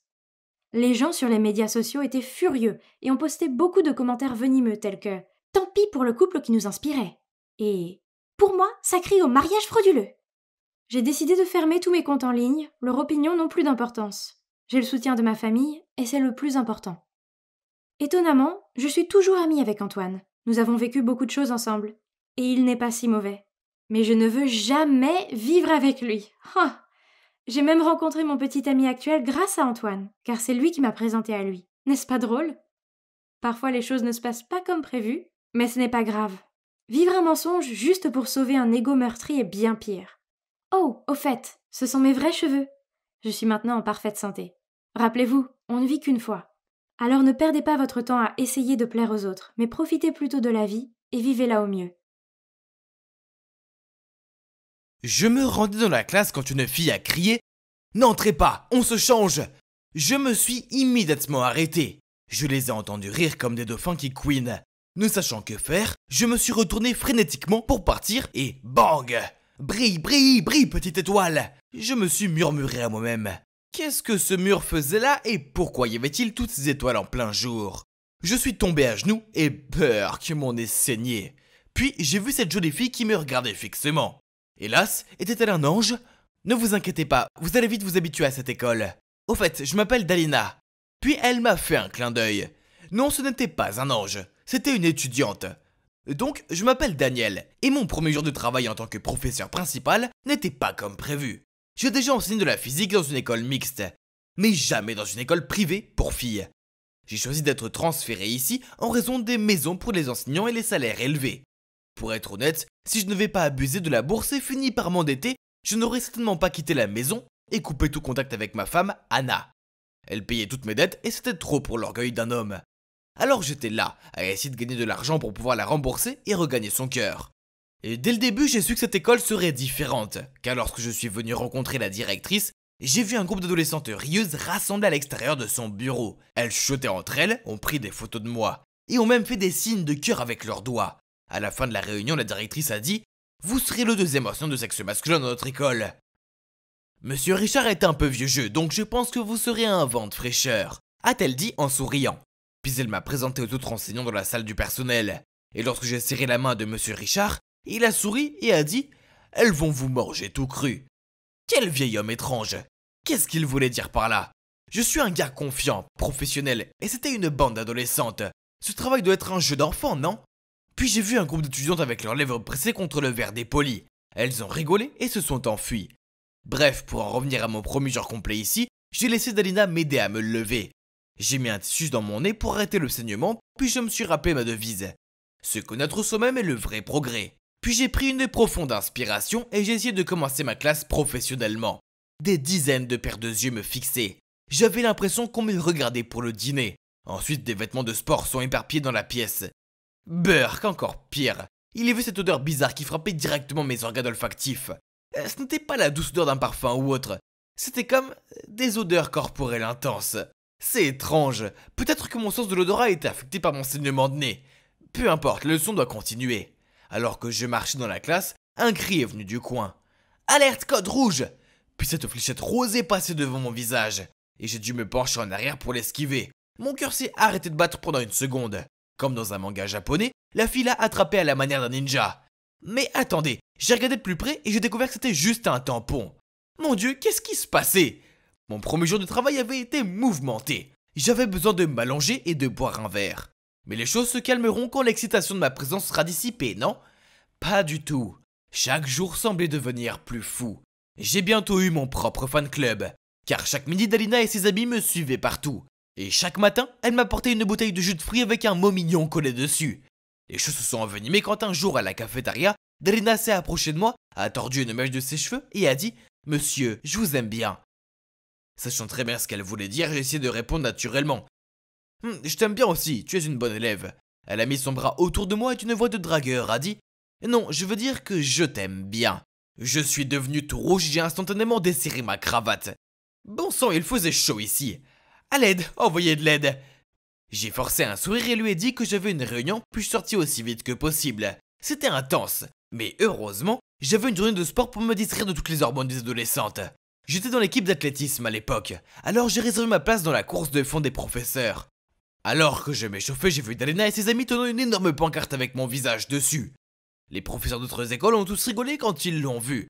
Quelle horreur! Puis la course a commencé et j'avais des kilomètres d'avance sur tous les autres. C'était un vrai jeu d'enfant. Je serais certainement le champion. Puis j'ai entendu Dalina siffler vers moi et une autre fille a crié « Nous vous aimons, monsieur !» Puis que j'ai trébuché sur mes propres pieds, je suis tombé et je me suis foulé la cheville. Aïe! Un par un, les professeurs m'ont rattrapé. Même monsieur Richard. C'était humiliant. Je voulais que le sol me dévore. Mais alors mon fan club s'est précipité vers moi et Dalina a dit « T'es toujours le meilleur. Tu es encore plus beau quand tu cours. » Puis elle a essuyé la sueur sur mon front avec une serviette. J'étais trop fatigué et ma fierté était trop touchée pour réagir. Je ne pensais pas que le béguin de Dalina pour moi était si grave. C'était courant pour les adolescentes, non? Mais un après-midi, j'ai fini en retard et je traversais la cour de l'école quand un type à l'air agressif m'a bloqué le passage. Il a poussé mon épaule et a dit « Tu ferais mieux d'arrêter de flirter avec Magdalena et de rester loin d'elle. » Qu'est-ce qui se passe? Puis Dalina est apparue. Elle avait l'air différente avec du maquillage. Elle a foncé vers le gars, l'a fixé et a crié « Hugo, c'est fini entre nous, alors va-t'en. C'est lui qui me plaît, pas toi. » Contrairement à ce regard doux en classe, cette version de Dalina était assez effrayante. Quelques haussements de sourcils ont suffi à faire fuir ce type. Puis Dalina s'est tournée vers moi. Je suis désolé pour lui. Il m'a fait réaliser que j'aime les hommes, pas les garçons. Puis sans me permettre de répondre, elle m'a envoyé un baiser et s'est éclipsée. Je suis resté là, abasourdi. Qu'est-ce qui venait de se passer? Mon Dieu, sortez-moi de ce pétrin maintenant. Depuis lors, j'ai fait de mon mieux pour éviter Dalina et mon fan club. Je déjeunais dans la salle du personnel et je ne marquais plus jamais de travaux dans ma classe. Un jour, je me promenais dans les couloirs quand j'ai aperçu Dalina au loin. Alors j'ai rapidement pris un autre couloir et boum! J'ai foncé sur la nouvelle fille et nous nous sommes tombés tous les deux dessus. Livres et les fournitures du bureau volant partout. Je me suis excusé et l'aidé à se relever, mais elle m'a regardé et m'a dit « Oh, c'est donc ici que tu te caches. » Quoi? Oh, c'était Chloé, ma belle-sœur. J'ai vite rassemblé ses affaires et les lui ai données, puis je me suis précipité. Elle a crié après moi. « Tu sais qu'Anna est morte d'inquiétude pour toi ?» Un pincement au cœur m'a envahi. Sans me retourner, je lui ai dit « Je suis désolé, je rentrerai quand je pourrai la rembourser. » Super, maintenant je vais Chloé inviter aussi. Elle était tenace. Elle m'attendait après les cours et me harcelait pour que je rentre à la maison. Mais qui peut comprendre mes sentiments? Je ne pourrais plus regarder le visage d'Anna avant d'avoir gagné assez d'argent. Puis un jour après l'école, en sortant de ma classe, j'ai reçu un message de Chloé. Je suis à la piscine. S'il te plaît, viens. J'ai de gros problèmes. Que se passait-il?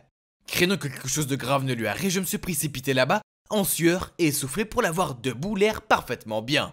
Je lui ai demandé ce qui se passait, elle a haussé les épaules. Ma boucle d'oreille est tombée dans la piscine. Quoi? J'ai froncé les sourcils. Je n'ai pas le temps pour tes jeux puérils. J'étais sur le point de partir quand une Dalina furieuse se dirigeait vers moi. Hé la rouquine bizarre! Arrête de flirter avec mon Danielou, compris? Chloé a souri et les bras croisés, elle a répondu. C'est toi qui devrais rester loin de... Danielou. Elle a rigolé. Tu ne veux pas agiter un chiffon rouge devant un taureau? Dalina a laissé échapper un cri de guerre avant de foncer sur Chloé. Mais celle-ci a esquivé Dalina et est tombée la tête la première dans la piscine. Chloé a roulé les yeux. Laisse-moi deviner, elle va prétendre qu'elle ne sait pas nager. Bien sûr, Dalina a commencé à crier. Aide-moi Daniel, je suis en train de mourir. Je pensais que c'était un autre piège de Dalina. Mais non, elle se débattait toujours sous l'eau. J'ai donc rapidement sauté pour la sauver. Elle n'était pas consciente, alors j'ai commencé à lui faire du bouche à bouche. Après un moment, Dalina semblait reprendre conscience. Mais alors j'étais un peu soulagé, j'ai entendu une voix familière. Que fais-tu, Daniel? Je me suis arrêté et retourné. Je n'arrivais pas à le croire. Anna était là avec un regard de détresse sur le visage. Dalina s'est assise et a dit « c'est qui elle? Je suis sa femme, mais je pense que je ne devrais pas être ici. » Puis elle est partie en trombe. J'ai essayé de lui expliquer que ce n'était pas ce à quoi elle pensait. Elle a laissé échapper ce cri de désespoir, puis elle a sangloté. « Tu m'as quitté sans rien me dire et je te trouve en train d'embrasser une adolescente? Je ne veux plus jamais te revoir. » Puis elle a enlevé son alliance et me l'a jetée dessus. J'ai cru que j'avais perdu Anna pour toujours. Mon cœur se brisait.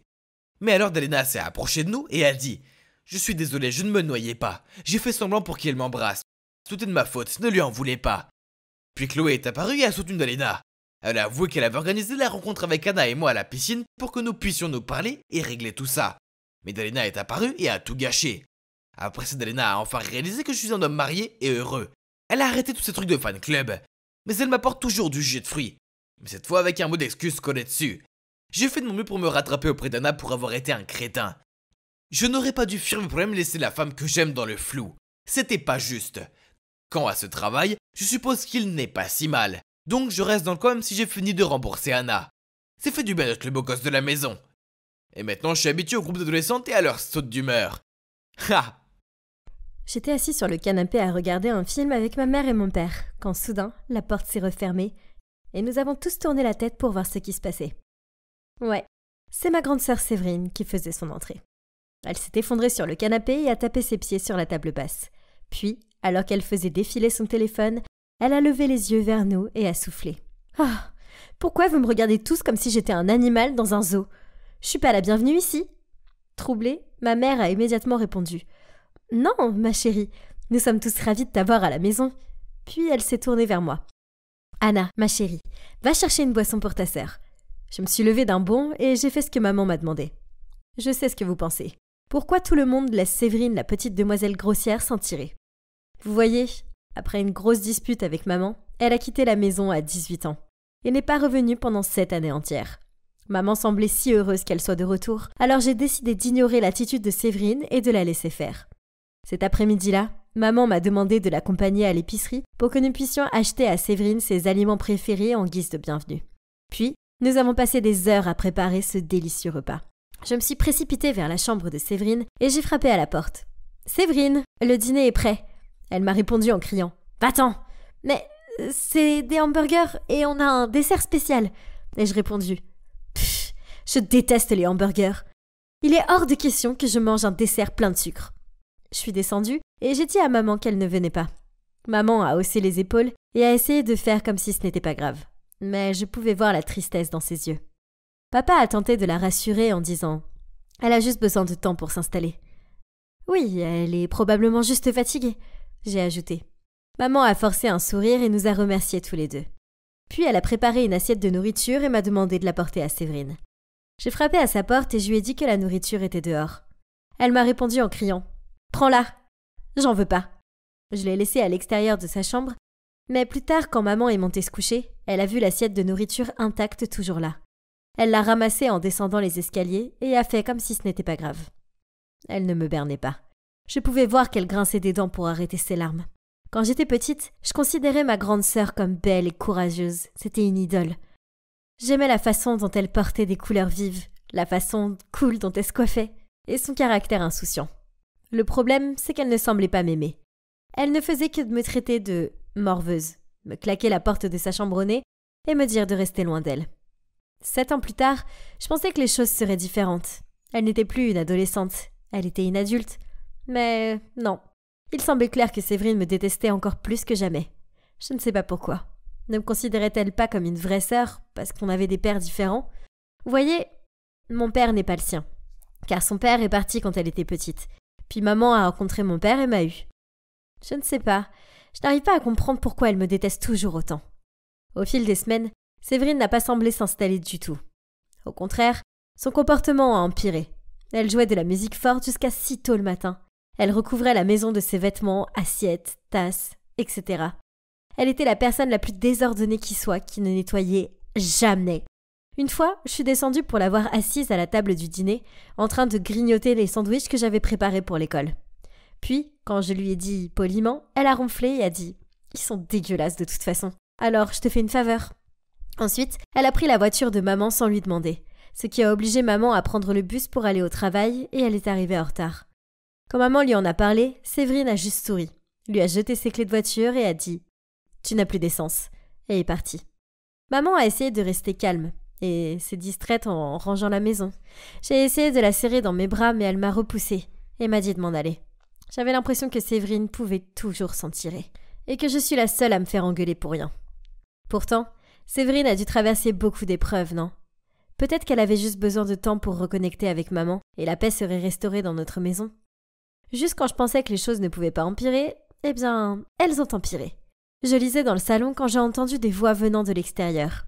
Je suis allée voir et j'ai vu papa et maman parler à notre nouveau voisin. Ils avaient l'air amicaux.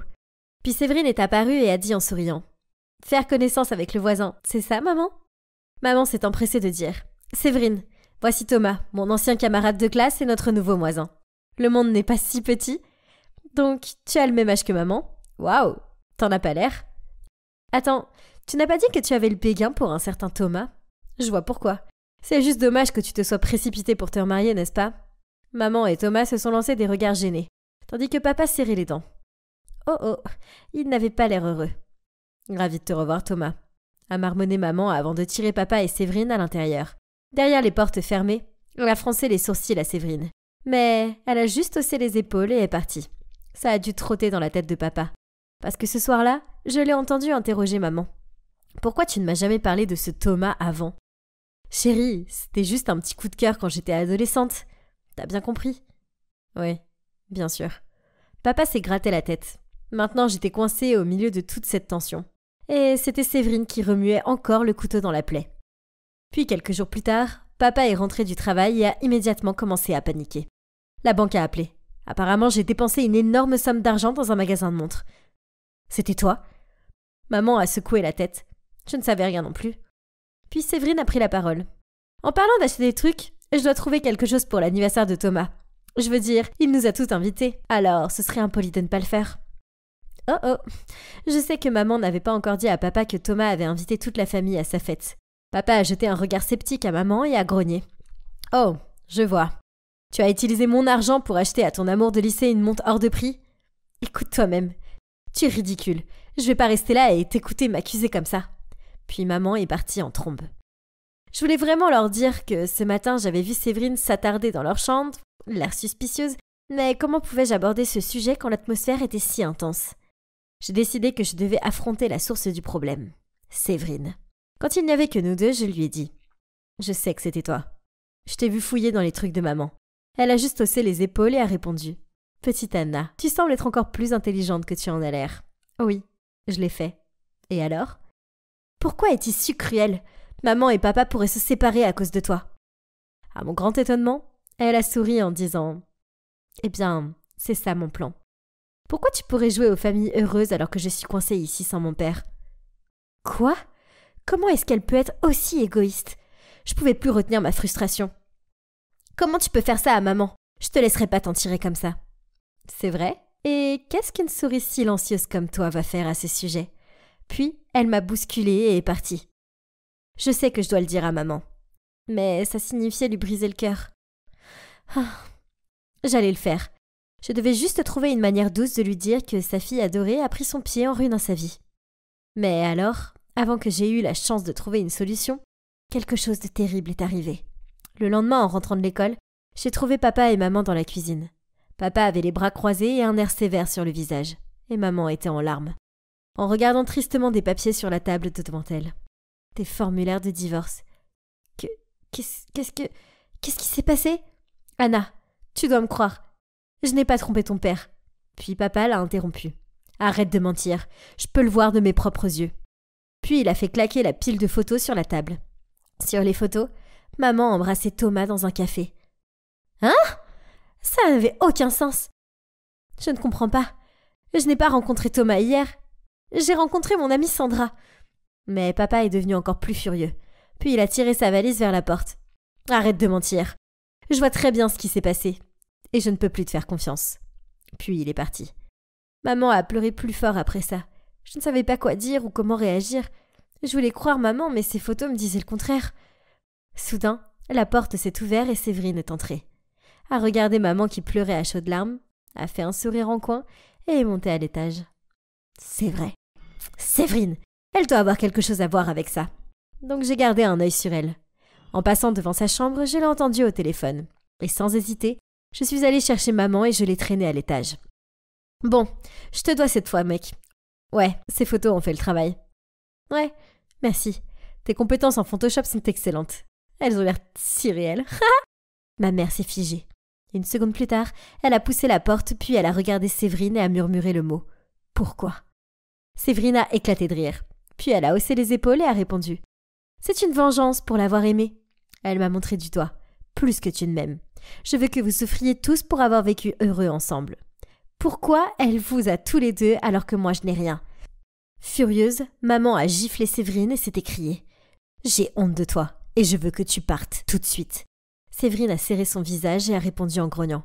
Avec plaisir, je déteste cet endroit de toute façon. Puis, elle a quitté la pièce en claquant la porte derrière elle. J'ai pris maman dans mes bras et on s'est mis à pleurer. Ma famille heureuse avait été détruite. Et tout ça parce que ma sœur était jalouse et pensait que maman m'aimait plus. C'était complètement absurde. Plus tard dans la soirée, maman a reçu un appel de l'hôpital. Le visage de maman s'est effondré quand elle m'a dit que Séverine avait eu un accident de voiture. Nous nous sommes précipités à l'hôpital et le médecin nous a dit que Séverine devait être opérée en urgence. Mais comme elle avait perdu beaucoup de sang, elle avait besoin d'un don de sang. Le problème, c'est qu'elle a un groupe sanguin rare. Mais heureusement, maman a le même. Alors sans aucune hésitation, elle a dit au médecin de prendre autant de sang que Séverine en avait besoin pour la sauver. Après le don de sang, maman n'a pas récupéré aussi vite que prévu.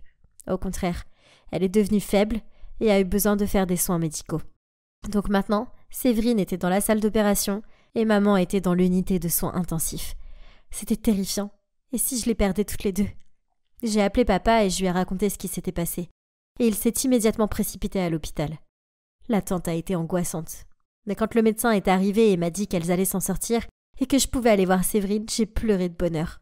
En la voyant étendue là, couverte de bleu et effrayée, j'ai vu en elle un côté vulnérable que je n'avais jamais vu auparavant. Alors j'ai pris sa main et lui ai dit ce que maman avait fait pour elle. Elle a eu l'air embarrassée et s'est détournée de moi, en marmonnant qu'elle était désolée pour tout.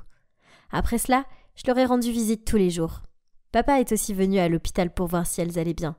Mais il a attendu en dehors de la chambre de maman, car il savait qu'elle était toujours en colère contre lui. Finalement, maman est rentrée à la maison, puis une semaine plus tard, Séverine est également sortie de l'hôpital. Nous sommes allés la chercher, et même si maman et elle ne parlaient plus, je pouvais sentir la chaleur entre elles. Ce soir-là, alors que nous avions un dîner agréable, Séverine a toussé pour s'éclaircir la voix, puis a dit « J'ai quelque chose à vous dire. Je sais que j'ai été une vraie garce, et je suis désolée. Maman, je pensais que tu ne m'aimais pas parce que j'étais un rappel de ta vie précédente et que je ruinais ta nouvelle famille heureuse. Mais maintenant je réalise à quel point le lien mère-fille est sacré. Tu ne m'as jamais laissé tomber. C'est moi qui l'ai fait. Anna, je suis désolée de ne pas avoir été la grande sœur que j'aurais dû être pour toi. J'étais jalouse de toi. J'avais tort d'être comme ça. J'espère que vous pourrez me pardonner. Papa s'est aussi excusé auprès de maman pour l'avoir mal comprise. Nous étions tous en train de pleurer, puis nous nous sommes tous serrés. Nous n'avions pas besoin de dire quoi que ce soit. Nos actions étaient suffisantes. On était une famille et on s'aimait. Les familles ne sont pas toujours simples, mais une famille reste une famille, dans les bons comme dans les mauvais moments. Et elle en vaut toujours la peine. Même si elle peut être complètement agaçante de temps en temps. Croyez-moi, je sais tout maintenant.